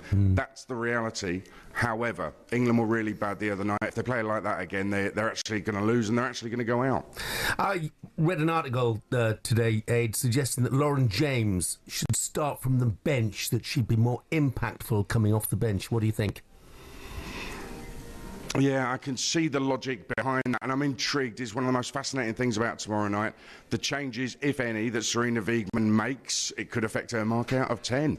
But Lauren James is brilliant. With the ball at her feet, she petrified France in the first 20 minutes. And I'm not joking there. She had a really good chance to score, should have scored, but maybe the fact that she's been injured, hasn't had game time, that was the reason why she didn't slot it home like she normally would. She also created a chance with a brilliant cross into the box, but, you know, players were on their heels in the box, didn't react to it, and it was really frustrating. So there were two really clear-cut chances that England had early on in the game. Take either one or both of those, and it's a different story, and France have a different challenge, and England have a different game plan. So that was a frustrating part of it. So Lauren James has her qualities, but she really ran out of steam. And also without the ball, there's a question mark about her defensive qualities, and there's a debate about whether she has those defensive qualities that you need if you're playing against a decent side. So I think there would be an option. I can see the logic in bringing Ella Toone back in, who's been in good goal-scoring form, but is also incredibly hard-working. Changes at the back, I think, are an absolute necessity. But you know what? She might just give those players, that back four, the chance to redeem themselves, saying to them, listen, you were terrible the other night. Go out and prove just how good you are. That might be her managerial style to do that. So I think it's fascinating. The team selection is going to be all interesting tomorrow evening, and we've got it live on talkSPORT, of course. Should the worst happen, Aidan, England go out, what would the talk be surrounding Sarina Wiegman? Would she still be safe in her job? It's an interesting one, that, Jeff, because Mark Bullingham, the FA chief exec, came out and said before the tournament she's safe, she's going nowhere, no matter what happens. But no way could he possibly have thought in his head that they would be out after 2 games, if indeed that happens. So that worst-case scenario, they lose tomorrow and effectively they're out by full time in the Wales game in the evening after the England game. They could well actually mathematically be out, probably will be. So I think that there's a debate that has to be had, and I think that what they do is they give her the World Cup and say to her, look, let's see how it goes in that. If it's another disaster, it proves you've kind of run out of steam. You've taken this team as far as you can. What she hasn't done, Sarina Wiegman, is she's not regenerated the team. There's some really good young players. Maya Letitia is a great example. Tash Dowie spoke to Maya Letitia at training the other day, a really good interview again, where she was saying, yeah, I am a centre-back for Manchester United, and she's been brilliant in the WSL for Man United. One of the best, certainly one of the best English centre-backs in the WSL last season. And yet Sarina has openly said that she sees her as a right-back. Now, Maya says openly, I'm a centre-back. The manager says she's a right-back. It's really weird. I don't understand that situation. So does she really fully understand the player? There's other players as well, Grace Clinton, Jess Park. These players should have more caps under their name, but they haven't been given that game time by Sarina, who's stuck with the Euro winners. You kind of understand why there's a loyalty there. They won the European Championships. That can never be taken away from them. They're legends. But these young players are really good. Grace Clinton in particular, very, very good player who should have been given more game time and probably should be starting at these Euros. Aid, let's hope they put things right on Wednesday. Thanks very much indeed. Great stuff, Aid. By the way, 9 out of 10 so far, both of you. Cheers. Thank you, mate. Don't forget, by the way, coverage of England against the Netherlands begins at 4 tomorrow afternoon on talkSPORT. Kick-off at 5. You can have your say straight after the final whistle as well, by the way, with Darren Benton, the former Lioness Jordan Nobbs on the full-time phone-in. Thank you for all your best chat-up lines. I can't read them, Jeff, half of them. Well, 90% of them, I'm afraid, we cannot broadcast, including the one about Fred Flintstone, by the way, which I've got for so many people. Chris has come up with, is your name Gillette? Because you're the best a man can get. I like that. Very sweet, isn't it? That's good. Coming up, what's the biggest humiliation in football history? Goodness me. We'll discuss that next.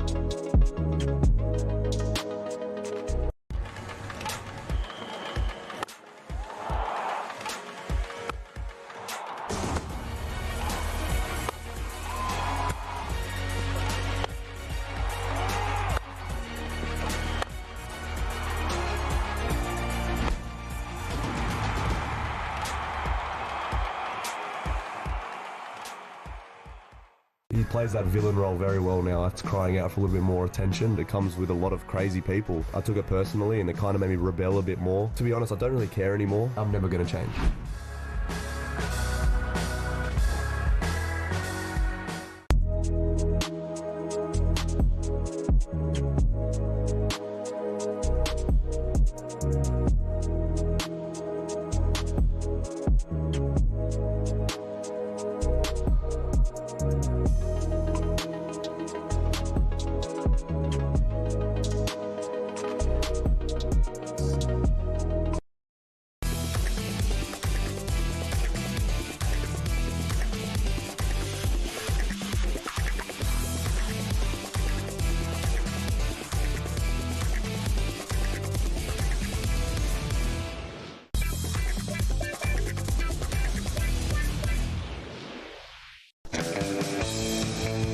Good morning, this is talkSPORT Breakfast. I'm Jeff Stelling Andy Townsend is with us. 8:20, Tuesday the 8th of July. Danny from Barnsley says, do you like Star Wars? Because Yoda won for me. Sort of understand that. I think do you know what, Jeff? Honestly, if you come out with a line like that in this day and age to a young lady you've met or seen in a club, I think you'd be told to do one immediately. Yeah, absolutely. Yeah. Do you think anyone actually no pulls a girl nowadays with any of these sort of lines? No, definitely not. No. Definitely not. Look, 11 years ago today, host nation Brazil were looking forward to a World Cup semi-final with Germany. It's safe to say there were no street parties in Rio at the full-time whistle.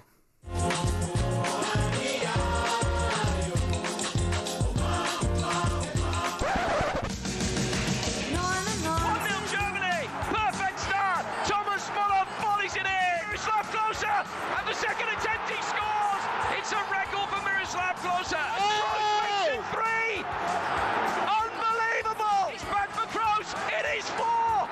3 goals in 2.5 minutes for Germany against the hosts in Belo Horizonte! Brazil 0, Germany 4! Could it be 5? It's Ozil for Khedira!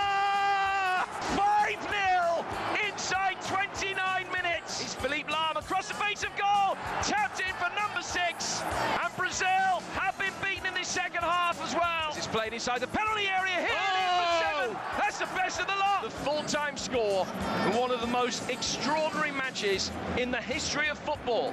The World Cup semi-final in Belo Horizonte. Brazil 1, Germany 7. Yeah, it was a pretty bad day for the Brazilians, wasn't it? 7-1. I remember that. I could not believe what I was watching. Yeah, no, I agree, and I was again commentating out in Brazil and at the tournament, and I think everyone watching that was astonished with what we were seeing, the way that the Germans played and the speed with which they racked those goals up and completely knocked Brazil sideways. I mean, it was an unbelievable result. It really was. They weren't flattered by 7-1 either. They could have scored more. Jeff, I mean, look, I've been beaten 7 a couple of times. I played for Middlesbrough when Arsenal come up to the Riverside and put 7 past us. It could have been, I kid you not. Mark Schwarzer played well, I think. It could have been 13. You know, and that's the worry sometimes. When it gets to 5, 6 and 7, and you sometimes wonder where that's going to stop. I went to Forest with Chelsea and got beat 7. That could have been 10. Funnily enough, I've got a 10 here, Jeff. Have you? And unfortunately, it involves your beloved Hartlepool, because apparently they lost 10-1 to Wrexham, 1962. Oh, well, that was the year before I started. And the boys very cheekily said you was there. Yeah, no, that was the year before I started to support them, actually. It was the following year. Well, all right, you can give me that. We beat Barrow 10-1 in 1959. There you go. That's a decent result. We beat Workington Town 12-0. Did they indeed? In 1910, admittedly. I wasn't at that either. But do you know, there's nothing worse. You come into a dressing room after a game like that when you've been done 7 or you've been beaten 8, and everyone just sits there staring at the floor. No one knows whether to really get up and get in the shower. Manager's not really going to give you all a pasting because it's beyond that. It's gone beyond that. It's for another day and another time that you're all embarrassed, and you know that the minute you walk outside the ground, people are going to be giving it to you from with both barrels, and deservedly so. Nothing worse. Nothing worse. And poor old Southampton took a couple of batterings, didn't they? They did. You know, they did. Both 9-0 at home to Leicester. Yeah. At home to Leicester. Yeah. And then 9-0 away at Manchester United. So. Do you remember Liverpool? They did Palace 9, didn't they? Was it 9, Jeff? Yeah. It was 9, wasn't it? You know, humiliations as well. It doesn't always have to be a massive score. One of the biggest humiliations before your time, mate, one of the biggest humiliations ever for English football was in 1950 when we played the USA in the World Cup. And the USA, they're not the USA of today in footballing terms. They were a bunch of part-timers, and they beat England's fully paid up, well fancy professionals 1-0, and that for many, many years, and probably still is, the biggest humiliation for the English national team. Let's hear from you, the listeners. What's football's most embarrassing result? 03717 223344. You can text us on 81089. Look, let's press on now for the latest odds with Coral and someone whose beloved Rochdale once lost 9-1 to Tranmere. Oh, that must have hurt in 1931. John Hill. The Coral Daily Download on talkSPORT with Coral. We're here for it. 18 plus, begambleaware.org. Losing 9-1 against Tranmere, John? Goodness me. Doesn't get much more painful. It could have been Oldham, I suppose. Yes, it was all very, very Oldham. Yeah, fortunately, I wasn't around for that one, Jeff. But I do remember going to the Lincoln game, 2006. We lost 7-1 to Lincoln that day. And half-time, I just didn't know if to walk out and, head home or just continue the suffering. It's a difficult one, isn't it, as a fan? Yeah. You hang around or you get out of there. It is indeed, mate. Look, let's turn our attention to Wimbledon, shall we? Cam Nori. Yeah. It's a big ask, isn't it, against Carlos Alcaraz? He's beaten him before. What chance of him beating him again? Yeah, he's up against it today. 17-2, Cameron Nori. Alcaraz 1-18. What I will say, though, is there has been a lot of shocks in this tournament, hasn't there, gents? Yesterday, Yannick Sinner was a very lucky boy, wasn't he? Oh, very lucky. He could have been heading out, but obviously an injury there, sadly, meant that he was going through. So you just never know. Nori's been playing well. He's had a great run in this tournament. The crowd have been right behind him on centre court today, but I've just got a feeling Alcaraz is going through the gears, and he's obviously the defending champion. He's actually top of the betting now, odds on at 10-11 to lift this trophy for a third straight year. So that's the task Cameron Nori has today. But as I say, that centre crowd will be right behind him this afternoon. He just has that ability, John, doesn't he, Alcaraz, to just, if the odd game when he's maybe a couple of break points down, like Djokovic, they somehow manage to turn that around and win those games when you think, they're just wobbling a bit here, and they somehow manage to dig out what they need. It's funny, isn't it? All the top players of the year seem to have that ability where, as you say, they just turn it on when they need it, on that break point, on that, to save break point, and Alcaraz has shown that throughout this tournament, and I think we'll see the best of him today, the Spaniard, I really do, and Nori's going to be up against it. Club World Cup semi-final, John. Chelsea up against the Brazilians, Fluminense. Chelsea short price? They are, 7-10 favourites, Chelsea. But they're not mugs, are they, these Brazilian sides? They've done well to get to the semi-final. I mentioned yesterday, I think it was important for this tournament that we got a non-European team in the semi-finals. Otherwise, this was just going to be a Champions League 2, if you like. So, I've been impressed by the Brazilians. They're 9-2 to cause an upset against Chelsea. The draw 27-10. And then tomorrow, what a great game tomorrow. PSG taking on Real Madrid. PSG, so impressive in the Champions League this season. They're 11-8 favourites to beat Real Madrid. Real Madrid 19-10. The draw 5-2. So the business end now, we said at the start of the tournament, will they be taking it seriously? Well, there's no doubt they'll be taking it seriously from this stage. They'll want to lift this trophy now, won't they? And massive prize money at stake, boys, isn't there? Yeah, massive prize money. John, thanks very much indeed. Don't worry too much about that 9-1. It won't happen this season. Now you've got Manny Disrouvwe. That was a look. That was a look at the latest odds. All thanks to Coral. 18 plus, begambleaware.org. The Coral Daily Download on talkSPORT with Coral. We're here for it. 18 plus, begambleaware.org.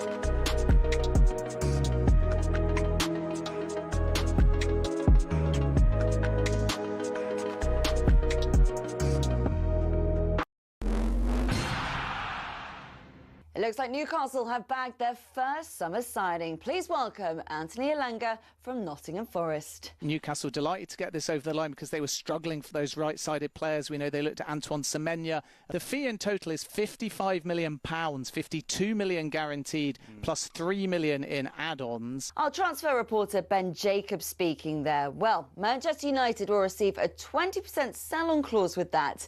We're hearing Elanga will be going to St James's Park to undergo a medical in the next 48 hours. For all the latest transfer news, head to talksport.com. To SW19 now, and Yannick Sinner survived a huge scare at Wimbledon after his opponent Grigor Dimitrov was forced to retire whilst 2 sets up. The Bulgarian collapsed to the floor in pain after hitting a volley, clutching his pectoral muscle.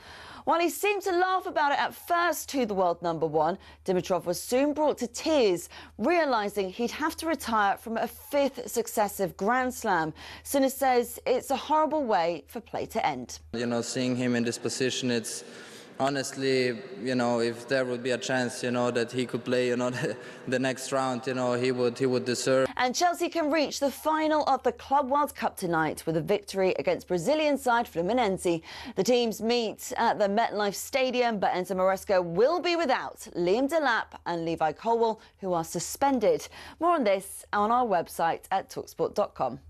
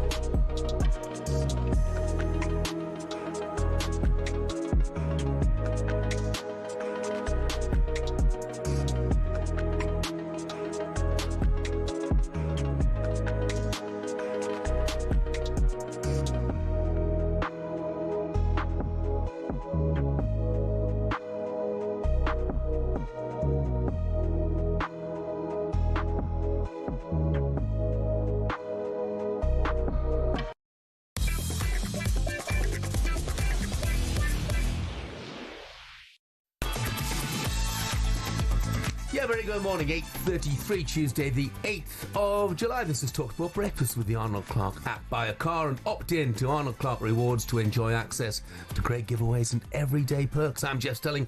Andy Townsend is with me. Business end of Wimbledon, of course. Quarterfinals get underway today. Cam Nori, Britain's last hope, up against Carlos Alcaraz on centre court this afternoon. Let's look back and ahead by bringing in a man who knows all about Wimbledon and the centre court. It's British tennis star Dan Evans. Morning, Dan. Morning, Dan. Morning, guys. How are we? Yeah, good, thanks. I just want to look back first of all, Dan, rather than ahead. Grigor Dimitrov, I mean, goodness me, how's your luck? Never beaten any of the top 4 seeds at Wimbledon before. It must have been heartbreaking for him. Yeah, and for everybody who knows him watching, really. Yeah, you sort of seen him wince on the first serve, and then the next point he was on the ground holding his pec. So yeah, it's the 5th Grand Slam in a row Grigor's had to withdraw from or retire from, I think. Yeah, it's terrible, really, especially, I mean, I know it doesn't make much of a difference, but he was playing such good tennis and he'll take no solace from that. But, yeah, it's tough to watch. And in any sport, you never want to see somebody not be able to finish the match or anything. It's terrible for him. Can I just ask you, Dan, during the course of that match, obviously, it didn't ultimately impact the result. But when Grigor's 2 sets up, they decide to close the roof, and I think it takes something like 13 minutes. What's your view of that? Should it be left to the last possible minute? Should the roof be closed before a match starts if there's a chance of it, going on after dark? I think the referees, I don't actually know the rule of that. I've had it closed on me on court 1 before, but that we never started with it closed.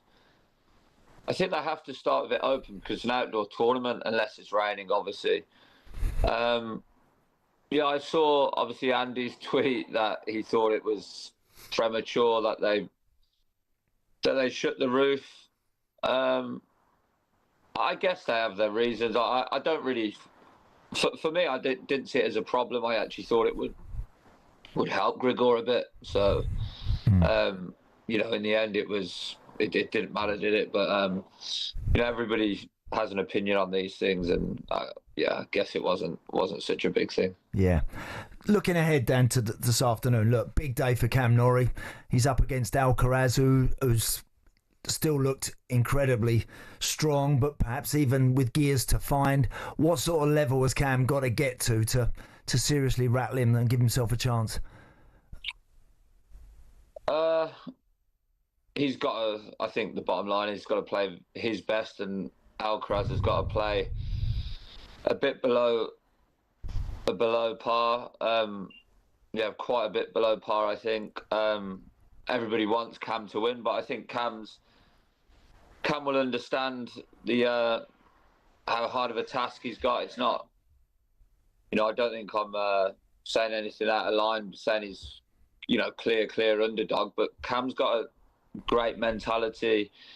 He understands his game very well. He understands how to fight on the court. He understands when to you know, make it difficult for his opponent, not just with the tennis balls, but you know, you always Cam's very vocal, and I think he's got a good chance if he turns it into a dogfighter. Yeah, it's one of the ways he makes it difficult at all, Dan, by the number of times he bounces the ball between first and second serve. I think it was counted as 22, wasn't it, the other day? Yeah, I don't think I genuinely think that's a bit of a nervous thing. You know, Cam had an issue with before everybody was moaning about Cam like throwing the ball up, catching it, throwing the ball up, catching it. Now it's the ball bouncing. I don't think he means to do it on purpose. I know he doesn't mind getting into the dark arts in a way, but he's not. I don't think he's gone down that route just yet. Do you know, Dan, I just said to Jeff, I wouldn't have thought there's much housery going on in tennis out there, that there are these sort of little things that you can do that you know might wind your opponent up, and you can sort of get into their head a little bit. If there is, Cam knows them. I like it. No, he's a great competitor. That's the bottom line, and I've got nothing wrong with how he competes. If he is doing a bit of it for that to take his own time, so be it. It's his serve. It's played to the server's rhythm. So go for it. Yeah, it's interesting, isn't it? I mean, Sinner came through, you know, with a lot of good fortune last night, and maybe Carlos Alcaraz not quite hit his peak just yet. You've played Novak Djokovic, obviously. Could this be one last song from Novak Djokovic? Could it be another year for him? I think after yesterday's performance, he'll take a lot of confidence from beating De Minaur. He's one of the better grass court players in the world, definitely.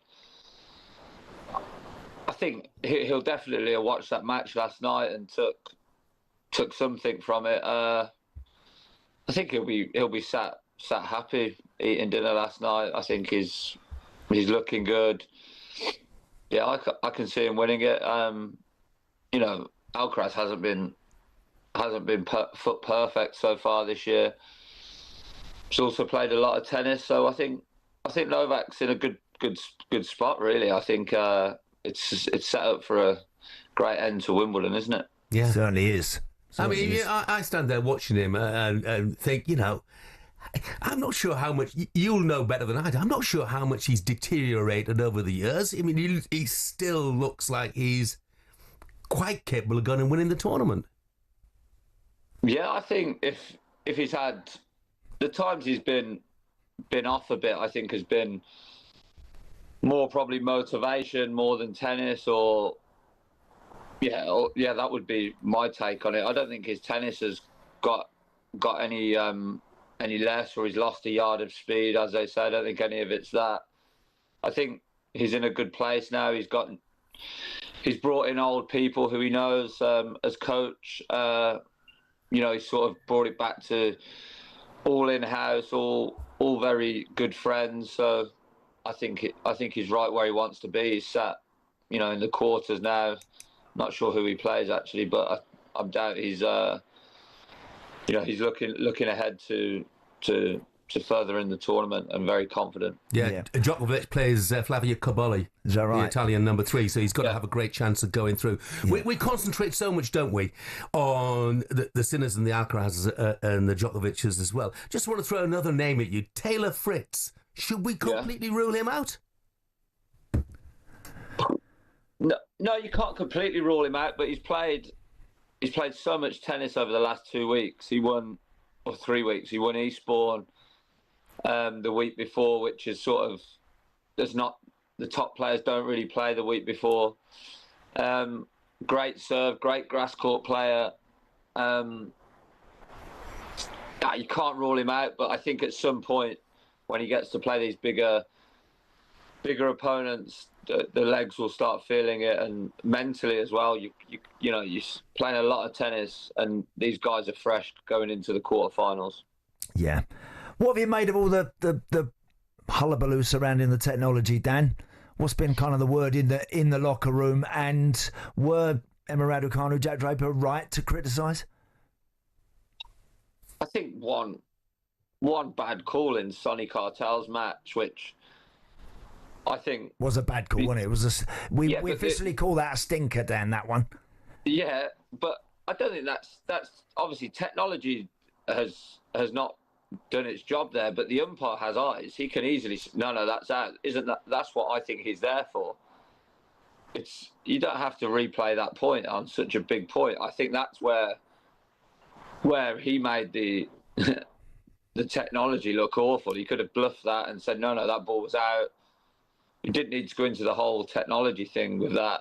I've got no issues with the technology. I think both players know what it is. Both players know it can be a millimetre or whatever it is. And I'm fine with that. I think it's good for our game now. Yeah, Dan, you're exactly right. If he just called the ball out, which you could all see it was out, there'd have been no fuss. There'd have been no mention of the technology to all intents and purposes. Yeah, Dan, brilliant. Thanks for joining us. Thank you, Dan. Cheers, guys. Thank you. Thanks, Dan. Jeff, just one before you move on. Right, I love going to Wimbledon. I don't go every year, far from it. Go a few times. Now, we were talking about pricing on football earlier, and fans were obviously talking about wanting maybe to see some free-to-air stuff, whatever. Prices of Wimbledon tickets are incredible. Now, look, I don't know, I wouldn't have a clue how much a ticket to just try and get on centre court today to watch Cam Nori against Alcaraz. But when you actually try and search for them to find them, I mean, they're thousands, Jeff. Yeah. Thousands of pounds for a ticket. It's like, and I see the crowds there, incredible crowds. I think, have a lot of these people, if you're going in three or four, if you're taking your missus and a couple of kids, I mean, you're looking at the nuts and bolts for a big day at Wimbledon for 10 grand. I mean, it's unbelievable money. What you need to do really is you need to go early in the tournament. You need to treat yourself to the outside courts where you can see a lot of the big name players from the same sort of distance as I am away from you now. Yeah. And if you're watching a match on an outside court, which isn't a great match, you just walk along to the next one. No. And obviously it's much cheaper. But for the centre court experience, I think it's impossible to buy tickets unless you're going on the black market. Probably is. I mean, look, it is a thrill to go, and I'm sure for all the people that are going to be there today, they'll be so revved up and looking forward to it, and you don't care what it costs you. No. If you've got a ticket, you're very fortunate, aren't you? It is a wonderful event, but you are very fortunate if you've got a ticket for one of those show courses. That's for sure. Let's look ahead to the next hour of the show with Benchmarks. Superstar Breakfast preview on talkSPORT with Benchmarks Kitchens and Joinery. Get trade prices on kitchens to suit all styles and budgets at Benchmarks. It's the best quiz on the radio, so they keep telling me. As talkSPORT's Tony Cascarino's in the hot seat today. Let's hope he can do better than these two numpties trying to spell bolognese. Bolognese. B. Jermaine. E. What? E. No. E? Well, it wasn't that's for sure. Gabby and Jermaine Pennant there, if you weren't aware. Goodness gracious. That's the standard you've got to reach, Andy. Right. Yeah. Well, that's the depths you've got to plumb. We'll also have former world champion Carl Frampton on the show. He was a commentator on Harlem Eubank's fight over the weekend, and Eubank had this to say about Frampton and Tony Bellew's commentary. It was more of kind of, you know, looked more like a pub jolly up. A pub jolly up. Well, we'll let Carl Frampton reply to that and more in the next hour. That was our breakfast preview with Benchmarks. Superstar breakfast preview on talkSPORT with Benchmarks Kitchens and Joinery. All our Benchmarks kitchen doors come with a 5-year guarantee. Terms and conditions apply.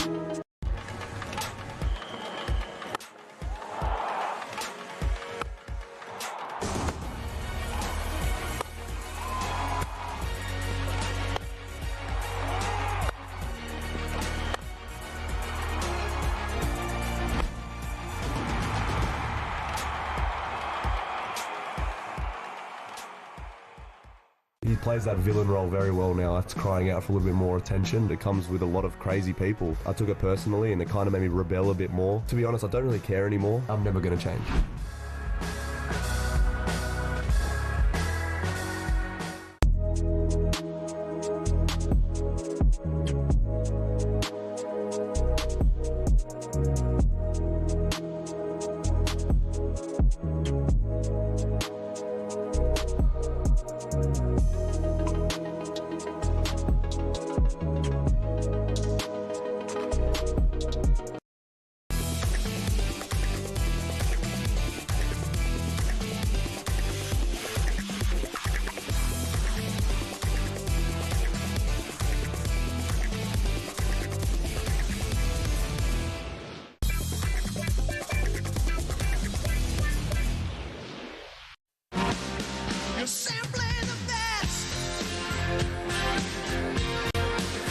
Good morning, Tuesday the 8th of July. It is very nearly 8:51 and it is time for what they call the best quiz on radio. Simply Let's go. Best. Come on. It's an Irish special today, as two Republic of Ireland legends go face to face with the bragging rights. Of course, one of those is you, Andy. Right. And you are up against the former Republic of Ireland striker, Tony Cascarino. Morning, Cass. Good morning, Cass. How are you, Jeff, Andy? You all right? Yes. Yeah, we're good. Okay. How are you feeling? Are you ready for this? I know his capability. Do you? Good cheat, yeah. Tone. Yeah, no, you're smart enough, Anne, so I hope the questions suit me more than you. You know what, Cass? I don't think being smart is a recipe for success necessarily in this quiz. I mean, I've seen the questions, believe you me. And, you know, it's not Brain of Britain stuff, let's put it that way. Okay. Or not Brain of the Republic stuff either. 3 rounds then. Now, look, they have all got to do with Ireland. So, oh dear, yeah. One of us is going to be the odd one out. I was going to say not naturally an advantage for either of you, really, but there we go. Let's get going. Round 1 is called Finish the Lyric. Now, you will both hear part of a song by a famous Irish band or artist. So we want you to keep singing once the vocal stops. You get 1 point for the name of the song and 1 point for the correct lyrics. Andy, you're up first. Right, let's go. What have we got, DJ Ed?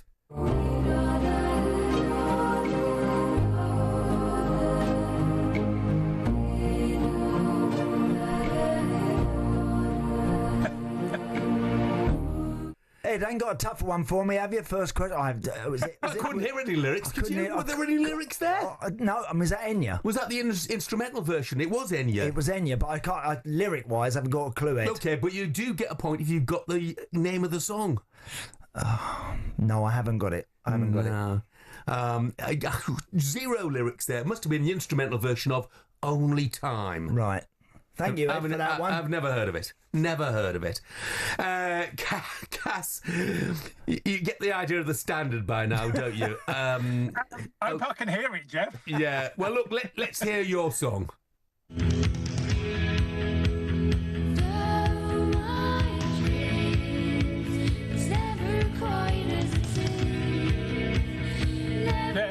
can't hear it. I can't hear it. Well, it's going well then, isn't it, so far? Yeah. Yeah, this is really an Irish sort of sports quiz. Okay, so let's work on the basis you don't know the lyrics. It's the Cranberries. Any idea what the title of the song is? Zombie?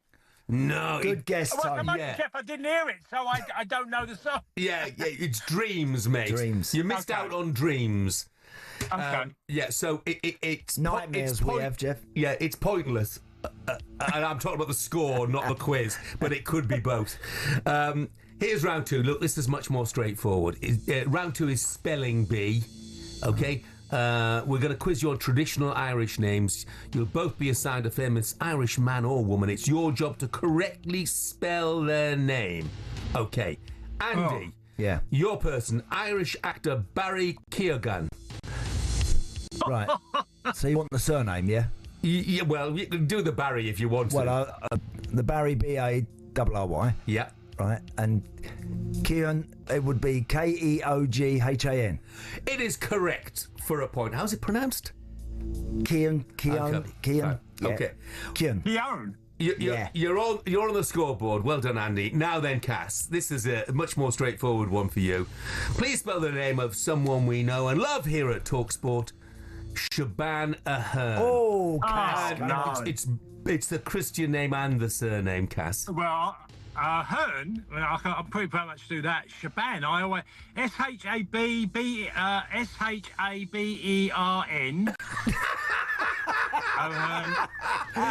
I think a couple of those letters were right, but only a couple.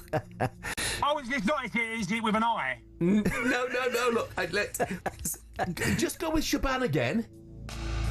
Siobhan. Well, I always thought Siobhan was S-H-A-N-B. No, I'm gone, Okay. Jeff. Right, Shaban. Shaban Ahern. Well, it's O'Hern, isn't it? Oh, It's not Hearn as in Barry Hearn. No, and it's not O'Hearn. Look, Shaban Ahern. S-H-E. A-H-N. A-H-E-R-N. Yes, you got it a bit right, but it's it's all a little bit after the Lord Mayor show, though, to be honest, Cass. Shaban is S-H-E-B-A-H-N. Oh, I wouldn't have got that. No, chance. I guessed you wouldn't have got it, to be honest, Cass. Anyway, so Andy leads by a point to nil. On to round 3, memories from Italia 90. You were both a key part of Jack Charlton's team that reached the quarterfinals before defeat to the hosts in Rome. Andy, off you go first again. David O'Leary scored the winning spot kick to beat Romania on penalties in the last 16. Both you and Cass also scored in that shootout. Yes. But who were the other two? The other two were Kevin Sheedy and Ray Houghton. Correct! Kevin Sheedy and Ray Houghton. You pick up a point. Is that a setup, Jeff? Yeah, I know. It's a bit easy, wasn't it? I mean, it was a spot kick, as they call it, really, Cass. I think I know what's coming next. And I know he knows the answer. I'm not sure he does, to be honest. Look, this is your question. Toto Schillaci, Salvatore Toto Schillaci, lit up the tournament. He scored 6 goals. He won the Golden Boot, and he ended Irish Dreams in the quarterfinals. How many goals did he score for Italy after that World Cup? After? Yeah. Surely it should have been after the World Cup. I have no idea, Jeff, because I don't know how long he kept on playing. I'll go a couple, 2. I'll go none, Jeff. Oh, you were both wrong, but you're both one out because it was one goal, was it? I knew it wasn't a lot, but after. Well, anyway. Yeah. Look, that was the pinnacle of his career. I mean, he almost came from nowhere, didn't he? He played was an absolute superstar at that tournament, and then disappeared off into the. He went to Japan, Jeff. Did he? He went to Japan. And because of Gianluca Vialli had injuries in 1990, that's how he got a game.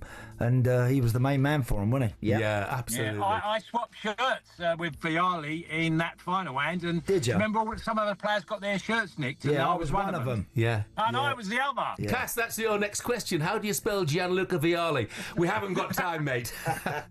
Look, I think the odds were stacked against you there. I think the questions were weighted in Andy's favour. But Dan, the Wickham fan, he summed it up quite nicely. He said, I didn't realise the quiz has now turned into countdown with Cass just shouting out random letters.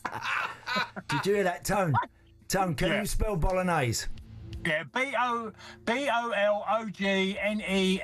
Yeah. How's that? Well, I tell you, that would be worth a point in anybody's quiz. Don't give me an Irish name. Yeah, brilliant. Cass, thanks for being a great sport. Take care, mate.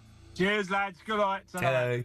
Congratulations, Andy. How does it feel? Well, emotional, Jeff. Slightly emotional at this point to have managed to turn Cass over in what is, a big quiz. Yeah. But honestly, what's it was like? That was it was a hilarious, complete fix, a total fix. Your questions were so straightforward. Although not the Enya. Yeah, the Enya one, Ed. I mean, that was. Do you know what? I was fearing the worst, Ed, because I thought if that's my first question, what the rest of them are going to be like, I'm going to be in big trouble. But there you go. You emerged triumphant. I'm very proud of you, Andy. Thank you. Coming up, we turn our attention back to Chelsea ahead of what Enzo Maresca is calling a huge semi-final in the Club World Cup, which is live on talkSPORT. Is this prestigious tournament there for them to win? PSG and Real Madrid might have something to say about that, but we'll discuss it next.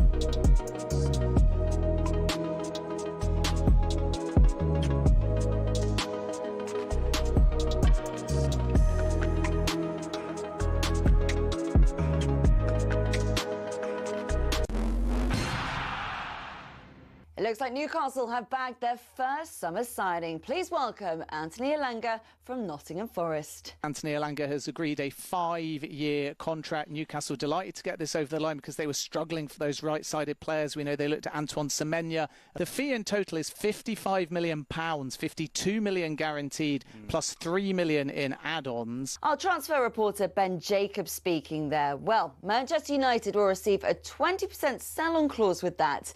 We're hearing Elanga will be going to St James's Park to undergo a medical in the next 48 hours. For all the latest transfer news, head to talkSPORT.com.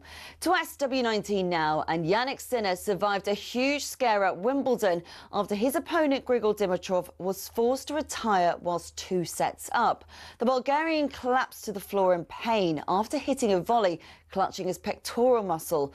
While he seemed to laugh about it at first to the world number 1, Dimitrov was soon brought to tears, realising he'd have to retire from a 5th successive Grand Slam. Sinner says it's a horrible way for play to end. An incredible player, a good friend of mine also, and we understand each other very well off the court too. And you know, seeing him in this position, it's honestly, you know, if there would be a chance, you know, that he could play, you know, the next round, you know, he would deserve. Novak Djokovic also had a lucky escape. He beat Australia's Alex de Minaur from a set down. Later today, we've got Cameron Nori versus 2-time defending champion Carlos Alcaraz. Spain thrashed Belgium 6-2 at the Women's Euros, while Portugal equalised late in their Group B match against Italy, a goal which may not be enough to get them through to the knockouts. Later today in Group C, Germany take on Denmark before Poland play Switzerland. And Chelsea can reach the final of the Club World Cup tonight with a victory against Brazilian side Fluminense. The teams meet at the MetLife Stadium, but Enzo Maresca will be without Liam Delap and Levi Colwell, who are suspended. There's more on our website at talksport.com.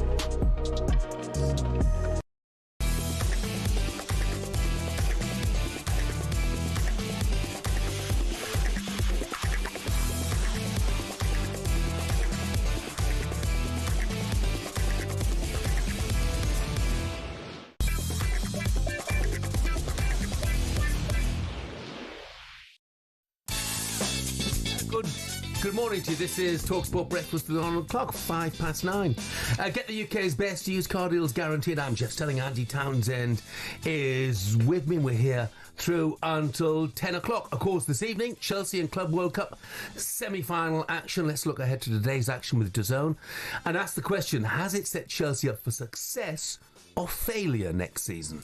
FIFA Club World Cup Roundup on talkSPORT, presented by DAZN. Watch every game of the FIFA Club World Cup live and for free on DAZN. Sign up now at DAZN.com.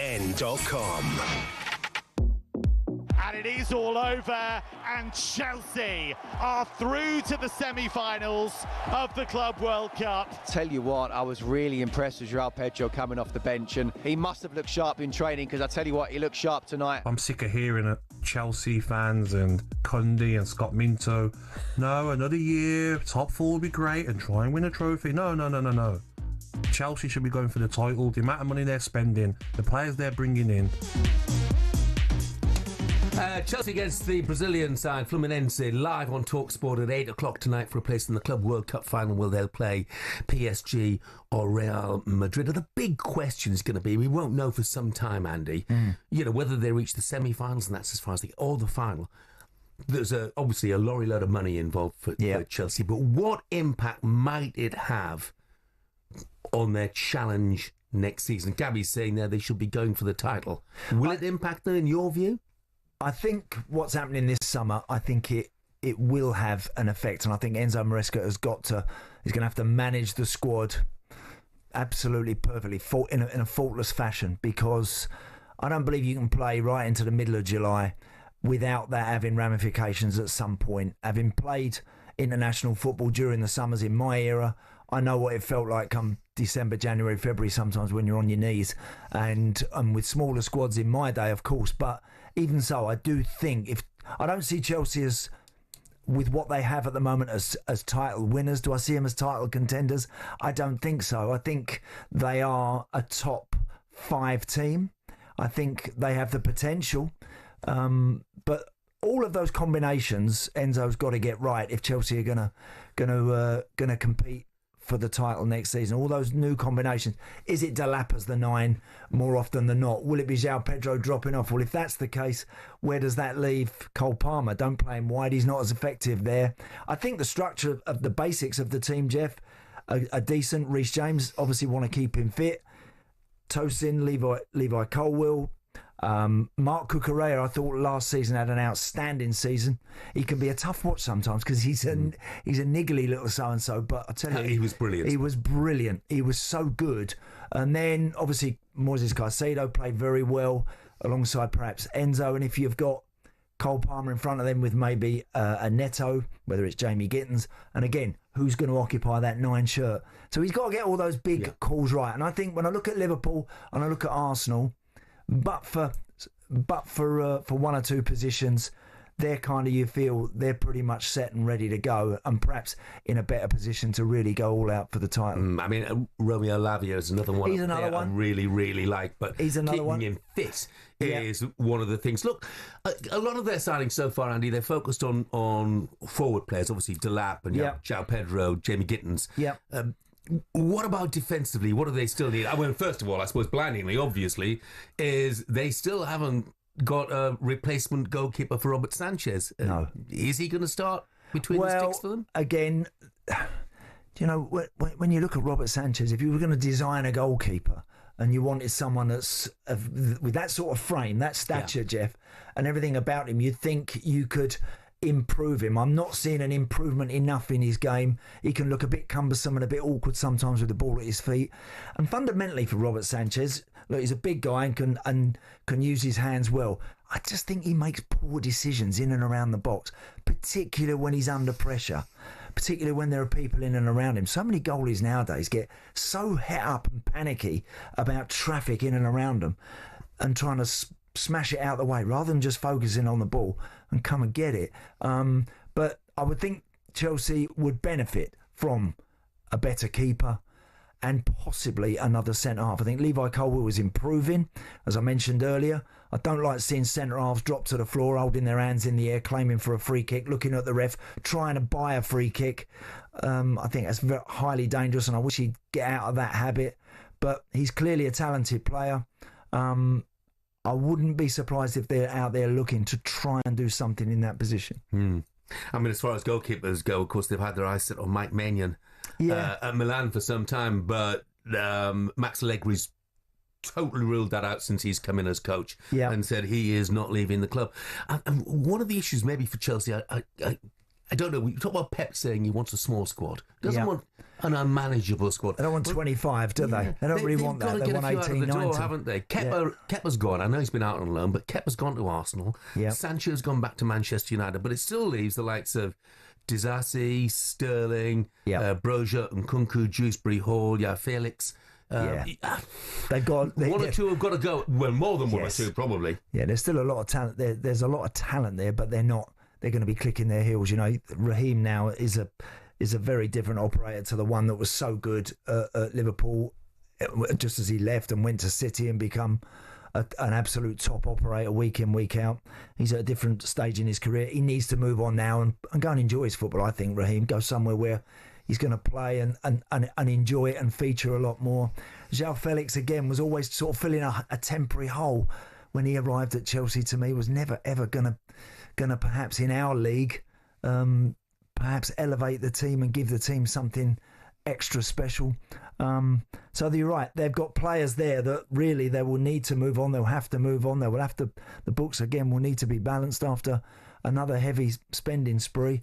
Albeit that they could bring in the best part of £100 million if they win. Correct, they could do the that. Club World Cup, so they won't need to sell the women's team or the hotels again. I don't see them as title contenders from the off. I don't. I think they started last season very well, and then it sort of faded away a little bit.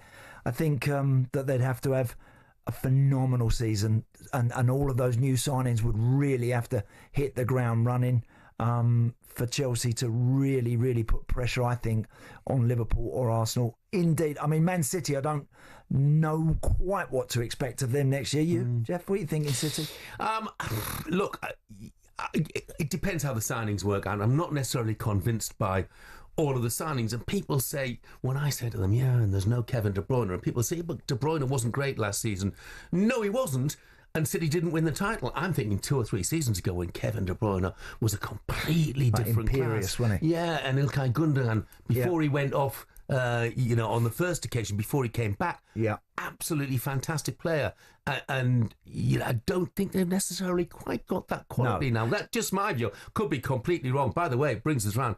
Connell has just texted in here, talking about Chelsea. Yeah. Lavia, Palmer, Delap, Gittins, all Manchester City Academy graduates. Yeah, good point. I mean, again, there's a load of those. I think Morgan Rogers was at Villa. I think he was at City, wasn't he? Yeah, As a kid, it's amazing now. Look, and that's good. I mean, again, City ain't got room for them all the good players that they have, and that boys do move on, and that they go and show that they've got plenty about themselves. But no, I think Chelsea will be, of course, in and around the top 5. Absolutely in amongst come on. that. Let's put you on the spot. Give us your top 4. Top 4, I'm going to go... I'm very tempted again. I am tempted. I went Arsenal last season. I'm tempted to go with them again this time round if they were to land Gyökeres, and he's given every opportunity to get up and running early. I'm tempted to go with them, perhaps just over Liverpool. I would probably go City before I would then look at... I'm intrigued by Newcastle with Elanga and Anthony Gordon and Isak. I like that. I like that, Jeff. I think that's exciting.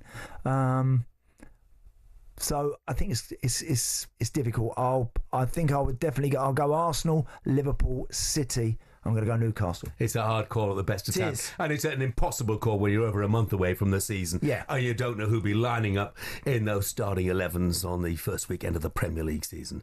Coming up, we'll have former world champion Carl Frampton on the show. He was a commentator on Harlem Eubank's fight over the weekend, and Eubank had this to say about Frampton and Tony Bellew's commentary. It was more of kind of, look more like a pub jolly up. We'll hear Frampton's reply to that next. FIFA Club World Cup Roundup on talkSPORT, presented by DAZN. Sign up now at DAZN.com to watch every game live and for free.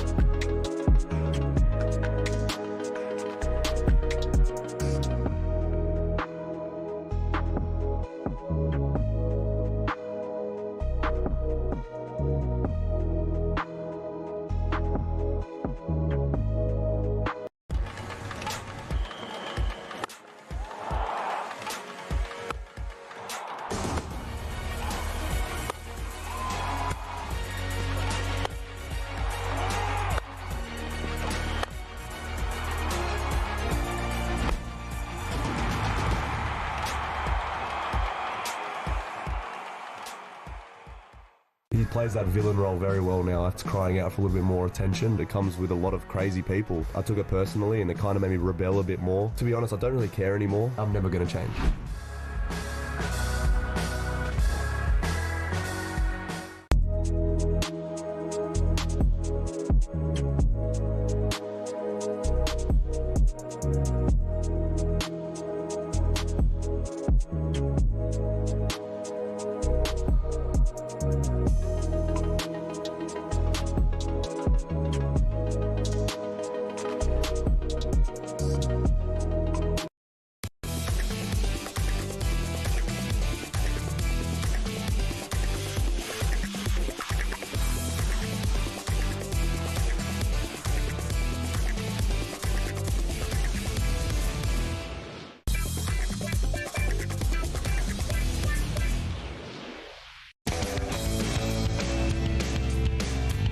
Good morning, 9:19, Tuesday the 8th of July. This is talkSPORT Breakfast with the Arnold Clark app. Buy a car and then join Arnold Clark Rewards to enjoy access to great giveaways and everyday perks. I'm Jeff Stelling.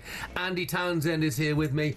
Of course, next Saturday, talkSPORT has live commentary of the undisputed world heavyweight title fight between Alexander Usyk and Daniel Dubois at Wembley. Dubois looking to become the first British heavyweight to hold all four major world titles in the four-belt era, while Usyk aims to become undisputed heavyweight champion for the second time. And you'll hear it right here on talkSPORT. Round 5. Good right hand, but that was low. And you can see that it has hurt Usyk because he is now onto his backside. That weren't that low. That was a body shot. I'm telling you, I looked at that. That was on the waistline. Them shorts were high. We got conduct of that. VAR, if you can have it in football, bring it in boxing. Joshua Dubois hits him with a tremendous right-hand counter. Are you not entertained? Are you not entertained? Dubois giving Big Benny Miller a Brooklyn beat down against the ropes. Alexander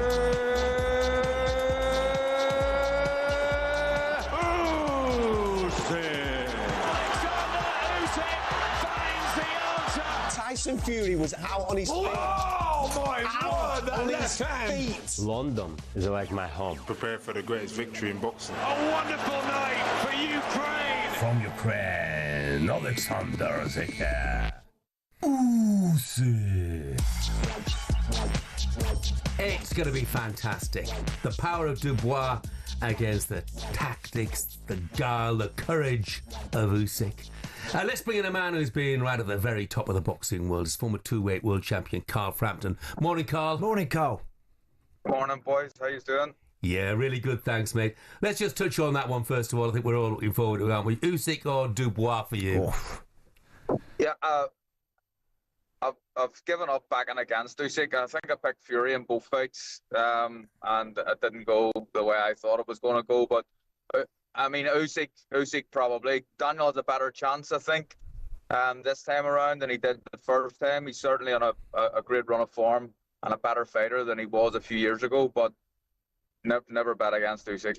No, he's such a warrior, Carl, isn't he? And also, tactically, as Jeff just said, whenever nobody seems to be able to get the upper hand on him in that way. So, with all that in mind, how does Daniel start this fight? Does he come flying out at him, all guns blazing, or what? How do you see him operating in this one? I think he has to start fast, and he has to try and impose his strength and his style. And I think the longer Daniel's best chances in the first half of the fight, I think, as the longer the fight goes on. Usyk's he's just a bit of a genius. He works people out. He figures them out. He'll be going into the fight with a game plan, no doubt. But I have a feeling that a lot of the times he does it on the fly as it's happening, and he figures people out right in front of him. So the guy's amazing. I love everything about him. How he fights, his personality and everything else. And likewise, Big Daniel too. But Usyk is, I think, a generational great, really. Certainly a fight that whets the appetite. I think every fight fan will want to see that one. Not everybody wanted to see, with all due respect, Jack Catterall against Harlem Eubank at the weekend, but it certainly made some headlines, that's for sure, Carl. Obviously, Jack winning on a sort of technicality after both men had suffered cuts, I think, in a clash of heads. Look, Harlem Eubank unhappy, not just with the defeat, he's unhappy with you as well. And he reckons that your commentary was a pub jolly up, you and Tony Bellew. You've got your right to reply, mate. What do you say about that? Yeah, well, I mean, look, I've nothing personal against Harlem Eubank. Nothing at all. But Jack Carroll is my friend, and I trained with him for the last sort of 4 years of my career. I think he had a bit of an issue with me being in Jack's changing room beforehand to wish him luck, and kind of shouting at him from ringside. Now, I wasn't a commentator; I was a pundit on the fight, so I can still give an unbiased view as a pundit, but equally want someone to win the fight.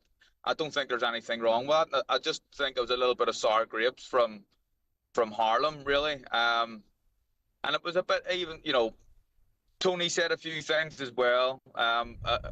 Tony got stuck into him a bit more than I did, to be honest. But it wasn't a great performance from him. You know, he's making then mad statements after it that he was en route to win by devastating knockout. It all just sounds a little bit diluted for me. Carl, I never saw the headbutt. Carl, was it totally accidental? Was it that? It's what happened. You know what it's like, Andy, with southpaw and orthodox fighters that come together sometimes in a head clash. It was an accidental clash of heads, but both cuts were, well, Harlem's was pretty bad.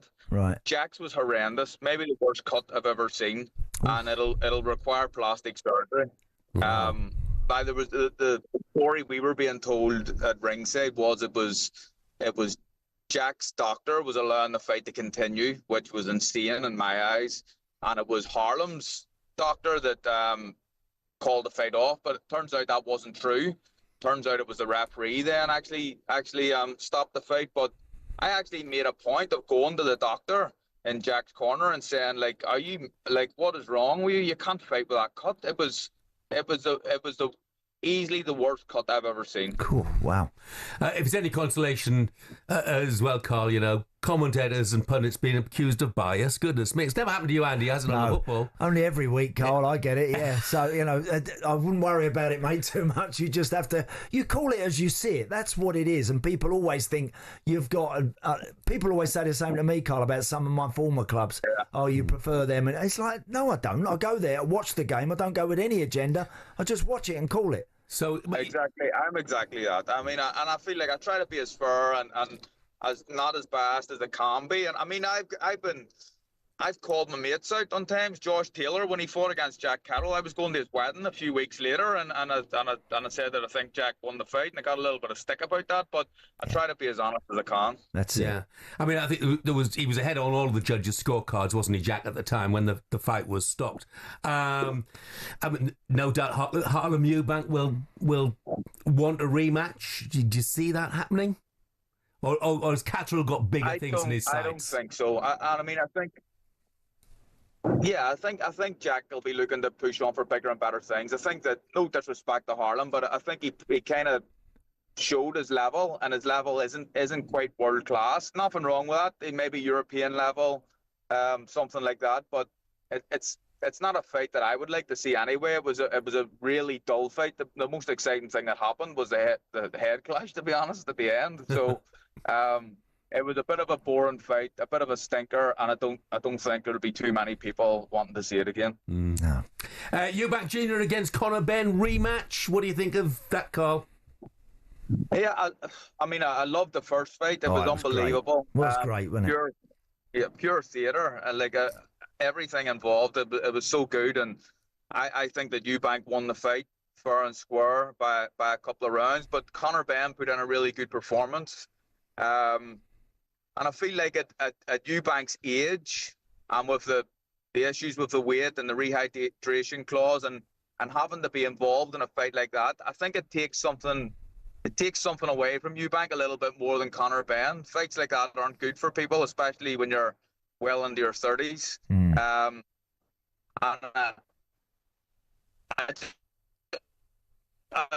don't Oh, we just lost him We there. just lost you there, mate. Sorry, Carl. Sorry, Carl, yeah. Carl, thank you very much for joining us. The former two-weight world champion, Carl Frampton. Do you there. know- You looking forward to Eubank against I Ben? am, Jeff. I'm looking forward to it. And it's funny, back like years ago, normally when there's a fight like that, the Eubank Conor Benn fight, if you beat an opponent, you kind of already, and if it was a really grueling, tough fight, as it was for Chris Eubank Jr., you're already thinking about moving on to the next. Who's the next one? Whereas now, of course, we're all obsessed with these rematches and rematch clauses in every fight deal, and even trilogies. You know, we've gone into that sort of territory now, where it's kind of becoming the norm, really, isn't it? It is, yeah.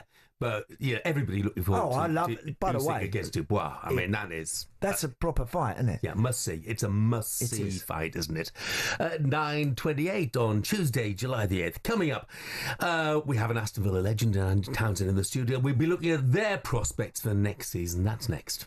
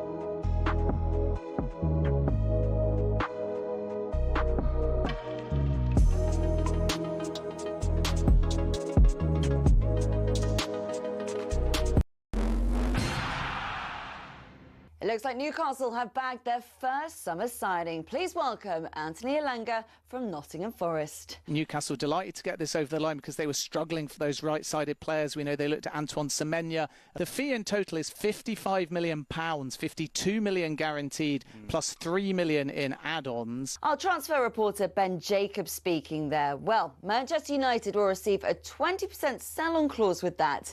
We're hearing Elanga will be going to St James's Park to undergo a medical in the next 48 hours. For all the latest transfer news, head to talkSPORT.com. To SW19 now, and Yannick Sinner survived a huge scare at Wimbledon after his opponent Grigor Dimitrov was forced to retire whilst 2 sets up. The Bulgarian collapsed to the floor in pain after hitting a volley, clutching his pectoral muscle.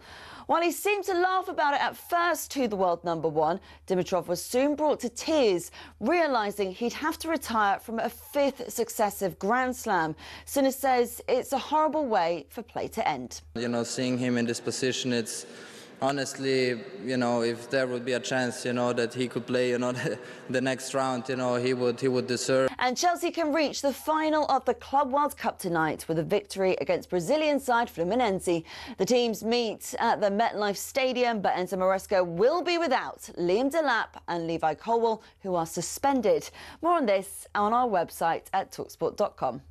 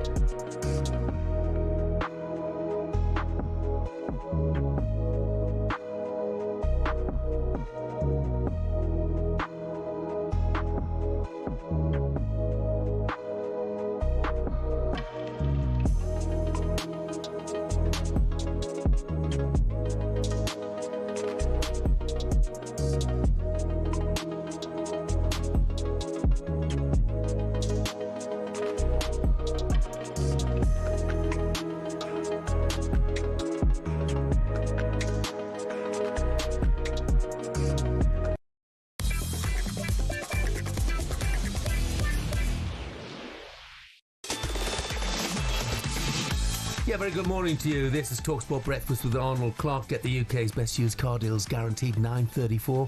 I'm Jeff Stelling Andy Townsend is with me.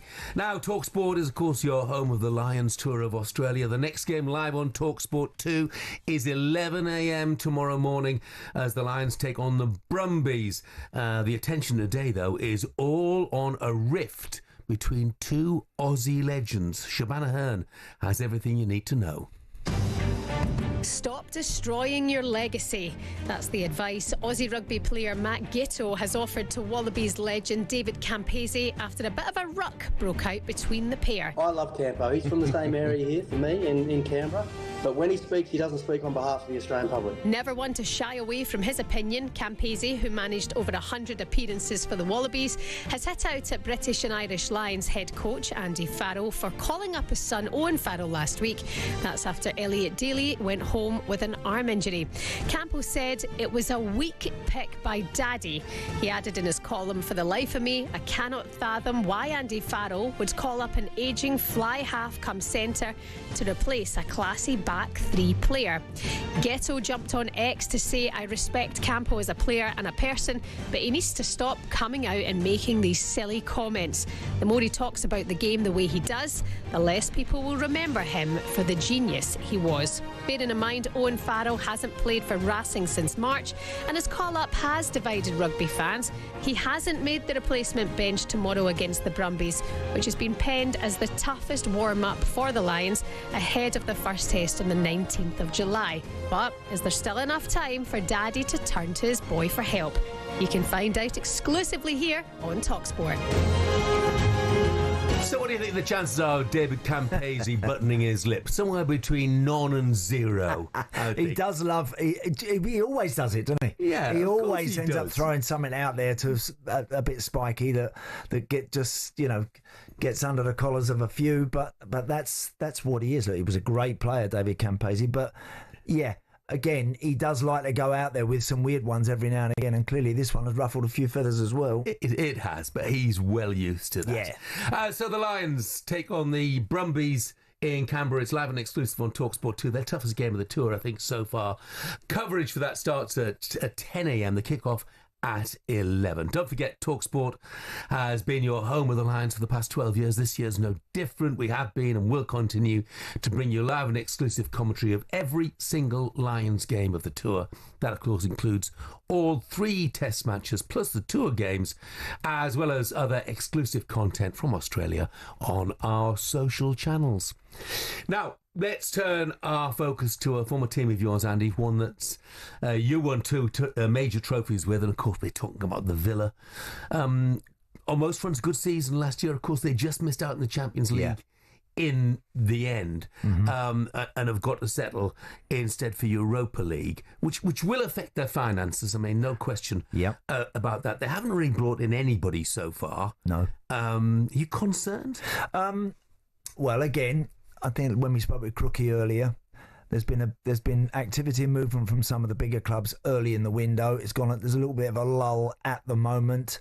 I certainly think Villa will add to their squad, but at what sort of level, Jeff? That's the key question here. You mentioned earlier there's been some talk about Ferran Torres potentially coming in. I mean, Unai Emery has loaned players in quite effectively. It gave Marcus Rashford an opportunity that never quite, I don't think, worked. And Marcus Asensio, of course, came in, but those guys have now moved on again. So there are potential opportunities, I think, for the club if they get the PSR stuff sorted out sooner rather than later to be active and try and improve the squad. Luca Digne, I think, is. I think I could see him moving on. I could see that Ian Matson, I think, is ready now to go and grab that left back slot. What would be massive for Villa is if they lost the goalkeeper to a big bid. That would be significant. I mean, Unai Emery has gone on record and has said that he doesn't want Emi Martinez going anywhere, and I can totally understand why, because I think he genuinely is in probably the top 5 in the world. But they're talking maybe £40 million, and if you got the sort of financial restrictions they seem to have at the moment, they've just been fined for breaching UEFA financial rules, £9.5 million, and apparently can't do it again. You're right. No, because they're being watched for the next 3 years. Correct. So they're going to have to be incredibly clever in the market. So maybe funding players coming in. Yeah, it's going to be allowing someone like Emi Martinez to go possibly might be the answer. Yeah. Look, again, I think I'm with you. He's a wonderful keeper. He's a great goalie, and I think a huge influence on the team. But again, sometimes needs must. You might have to do that. I do think most components of the Villa squad are still healthy, but you're just always at the start of every season. If you don't buy a player or two nowadays, you feel like you're perhaps just a little bit on the back foot going into a season. Bizarrely, I mean, and I look, at the issues, if you like, up front. Because, I mean, last season, Marcus Rashford was there on loan. Well, he's not coming back. No. Marco Asensio was there on loan. He's not coming back either. John Duran had already left. Yes. So really, it's Ollie Watkins. Well, you're absolutely right. And there's been a lot of speculation about Ollie Watkins as well. There has. That's an area that they're going to absolutely have to top up. I mean, they've got, in the wider areas, when you've got the likes of Jacob Ramsey, Leon Bailey, Doniel Marlon, you've got other guys that can operate in some of those wider areas. But if anything happens to Ollie Watkins, Jeff, if anything happened to him, you're leaving yourself incredibly thin there going into a season. So I think they will have to do something in that position. As I mentioned, I think the likes of Pau Torres and Ezri Konsa and those boys are very thorough. I think in the middle of the park with Yuri Tielemans, Onana, John McGinn, I think they're well served there with Ramsey and one or two others. Ross Barkley can step in and play a few games. But the key positions to me for Villa this season, which will define, I think, how well they do, hanging on to the goalie and another centre forward. Yeah. I mean, you mentioned Jacob Ramsey there as well, of course, homegrown. Correct. And I know from talking to Monchi and Unai Emery, they do not want him to leave under any circumstances. But again, he may be one who might have to be sacrificed. Might have to. And I think for Villa now trying to push and compete at the very top of the league, and it's great that they are, but they're doing it on a ground that's got 40,000 capacity, not 75,000, not 65,000 like Arsenal, Liverpool and these other teams have got now. And it makes it increasingly difficult. There are plans. We know that the North Stand at Villa is going to be changed. It looks like, I've seen some of the plans and the designs for that, Jeff. It looks amazing. But that's going to be a while. So yeah, between now and then, they're going to have to really work smartly. Look, in Monchi, they've got one of the best operators out there. No question. Absolutely no question. Got one of the very, very best. And they've got a very, very capable manager, as Unai Emery has shown. But they're going to need to I think, invest really wisely and cleverly, I think, to get themselves back potentially in a top 4 slot. Yeah, I was going to say, what is their realistic aim this season? I mean, they could win the Europa League. League. Means a lot of games. We've seen a lot of games. It does, but we've seen what Spurs were able to do, and having a calamitous league season, they were able to engineer a way through that, and all credit to them for end up winning it. Do I think Villa are capable of doing that? I think the way they played in the Champions League matches last year, I think they were excellent. I think a lot of those games, I saw pretty much all of them live. The ones at Villa Park, a good few of them away from home as well. And I thought pretty much, I mean, it's a tough place to go, PSG, incredibly difficult place to go. And even there for 20 minutes, they had PSG rattled a little bit. I thought they did really well in their first Champions League campaign for a long time. And I would expect them to go definitely deep into a Europa League 1-2, but they are going to need to top that squad up, Jeff. And I don't think there's any doubts that the manager, not under any illusions at all, he knows he's got to do that. Yeah. And of course, he is a master, which we know in the Europa League, don't we? He's very, very, his very, record's staggering. He is, with all what he did at Seville. Got an amazing understanding of that competition in particular, and how to get it done and get it won. But again, like a number of teams, just at this moment as we're approaching the middle of July, and the players will be going back for pre-season training, you look at the squad and you look at the boys around you, and even the players, Jeff, they'll be wanting a couple more coming in. Yeah, they want to. I think it's always good for a squad to see a couple of new faces coming in, not just anyone, not just not loan deals necessarily at this stage.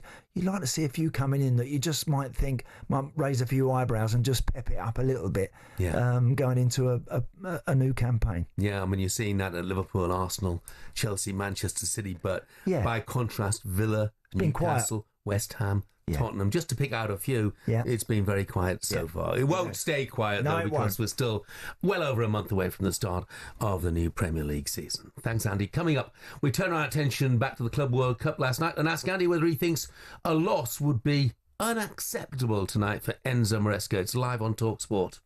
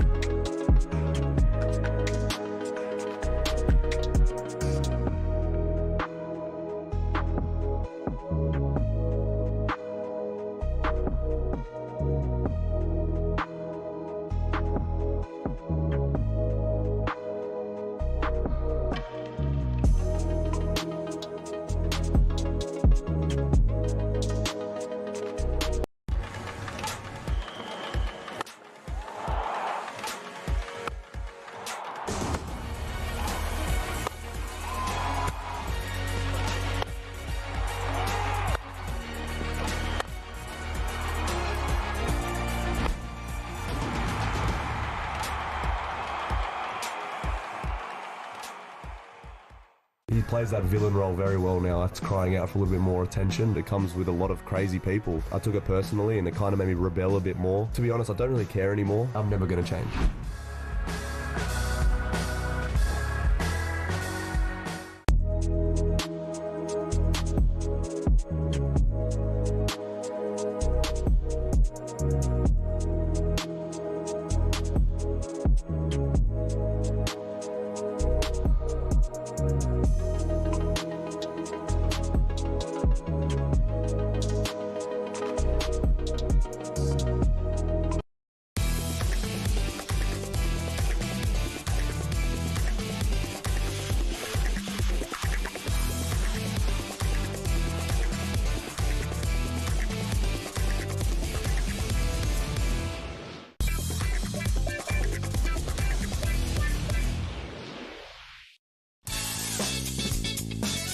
Good morning, this is talkSPORT Breakfast. I'm Jeff Stelling Andy Townsend is with me. Here's one for you, Andy. Go on. Mike, as a Liverpool fan, says Emi Martinez is a myth. Not even in the top 5 Premier League goalkeepers, let alone the world. No, Mike, to say he's not in the top 5 Premier League, listen, I'm happy to have the debate about worldwide, but to say he's not in the top 5 Premier League goalkeepers, I'd like to know who the other 5 are then, if he's in 6th I'm position. not having that either. No. Not having that either. Some of the other headlines you're waking up to this morning. Newcastle have agreed a £55 million fee with Nottingham Forest for Anthony Elanga. Everton are set to sign Tieno Barry from Villarreal for £27.5 million. The striker scored 11 in 37 in La Liga last season. South African batsman Wiaan Mulders defended his decision to declare just 33 runs off Brian Lara's iconic individual record of 400 runs in a test innings. Mulder, captain for the test against Zimbabwe, said it's exactly the way it should be for Lara to keep that record. He doesn't need to defend himself because it was the right decision. Lara's 400 came against England, whereas South Africa, with the best will in the world, were playing Zimbabwe. And it's just not the same level. I think it was a very noble decision. Yeah. And British tennis star Cam Nori faces Carlos Alcaraz today in his second ever Wimbledon quarter-final. He reached the semis back in 2022. Nori's former Brit colleague Dan Evans joined us earlier and gave us his prediction. He's got to, I think the bottom line, he's got to play his best, and Alcaraz has got to play below par. Yeah, quite a bit below par, I think. Cam will understand how hard of a task he's got. It's not, I don't think I'm saying anything out of line, saying he's, clear underdog, but Cam's got a great mentality. He understands his game very well. He understands how to fight on the court. He understands when to make it difficult for his opponent, not just with the tennis balls, but you always Cam's very vocal, and I think he's got a good chance if he turns it into a dogfighter. We wish him well. He's second on this afternoon. You get a bit of a battering here, I'm afraid, Andy. Come on. P says Allison, Edison, Sells, Pope, David Raya, all better than Martinez. There's 5. Nick Pope better than Martinez. No chance. Neil says Pickford stats are far better. There's 1. Well, look, stats. You do, I mean, again, if you want to get the stats out, you're talking about a World Cup winner against some of those. Yeah. So I just disagree. Look, we've all got an opinion on it. I think Emi Martinez is comfortably in the top 5 in the Premier League. Yeah, Ross says Raya, Allison, Edison, Seltz and Hendo better than Martinez. I'm with you though, Andy. For me, comfortably in the top 5. I think he's a fantastic. Yeah, look, he had a few blips last season. Who didn't? Who doesn't? Absolutely. And he's annoying as hell to watch if you support a team other than Villa. But fantastic. How many goals? Sorry, Jeff, I'm throwing a pin at you. How many goalies out there do you think could go into Man United and handle all of that? Some of those other names that have just been said there, I'm not so sure. I think Martinez is the sort that can walk into anywhere. Absolutely. Not sure the goalkeeper's a priority for Manchester United. It sounds like they've turned down £30 million for Onana. Right. From Monaco. Want more than that. Right, let's finish with a bit of this.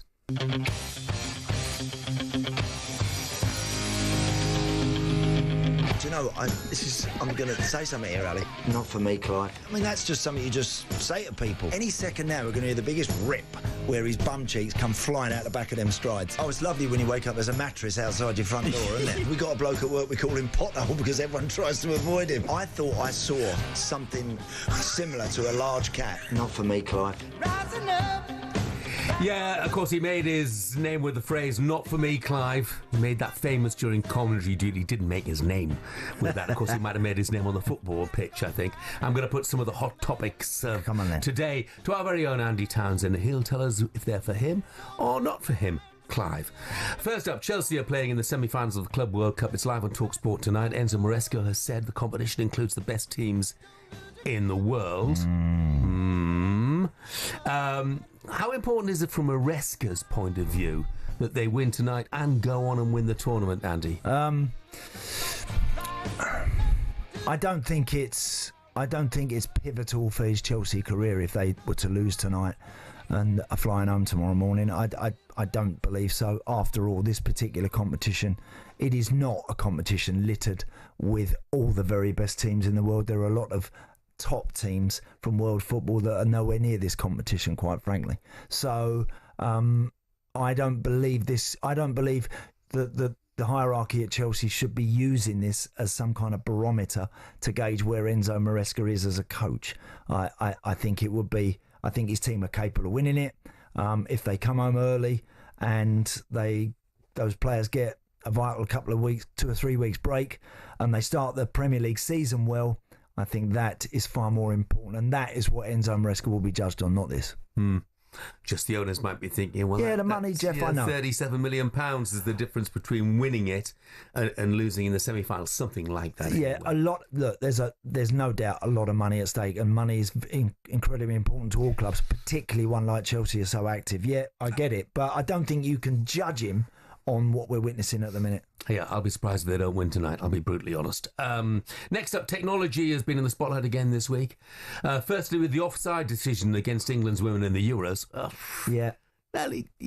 We know what VAR is like, and it is sort of black and white when it comes to offsides, isn't it? Yes, so, factual.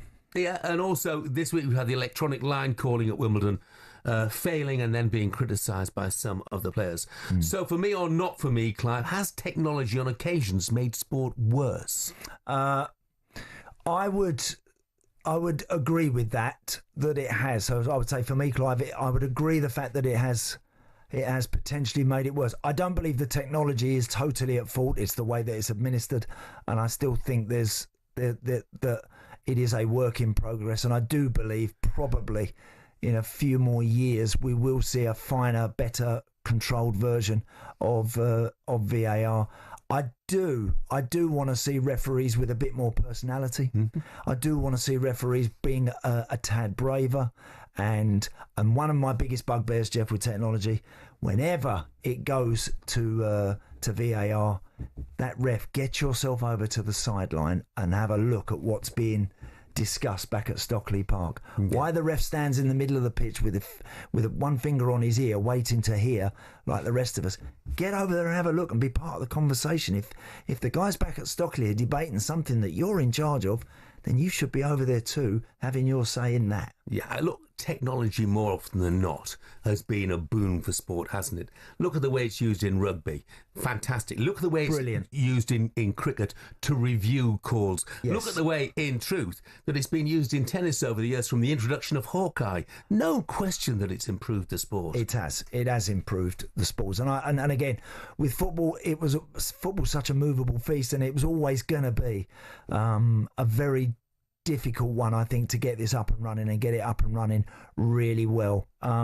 Again, I think Howard Webb will be the first to admit plenty of mistakes have been made. There's probably going to be a few more, hopefully not too catastrophic ones in the first 3 or 4 matches. I'd hate to see the VAR guys put in the referees that are out there under big pressure by being a bit sloppy with some of their decision making back at Stockley. I mean, it's not about the technology, strictly speaking, but the start of a new season.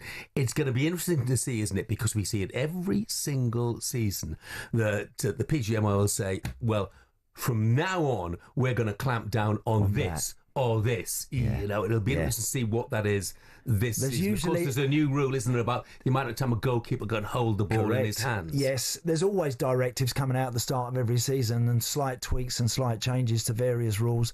You know, again, corners and the amount of traffic around goalkeepers has become it's become very topical over the last few years. In particular, Jeff, you think of Arsenal, the work that they put in on their attacking set plays, and the threat and the pressure that they want to apply to goalkeepers, and the way that they can block players. Very sophisticated, very clever, and it can be quite difficult to spot sometimes. But again, if they're going to go out there with a directive and say that they're going to clamp down on something, then do it. Do it. Don't, the first weekend of the season, don't let us all see something that blatantly, you've just said last week, you're going to sort out. Make sure that you stick to your guns. Yeah. Do it, and do it for the entire season. Andy, thanks very much indeed. Lovely company Jeff. today. Thank you, pal. Coming up, it's Jim White and Simon Jordan. I'm back next Monday. Alan is back with Dean Saunders tomorrow morning. Diamonds are forever,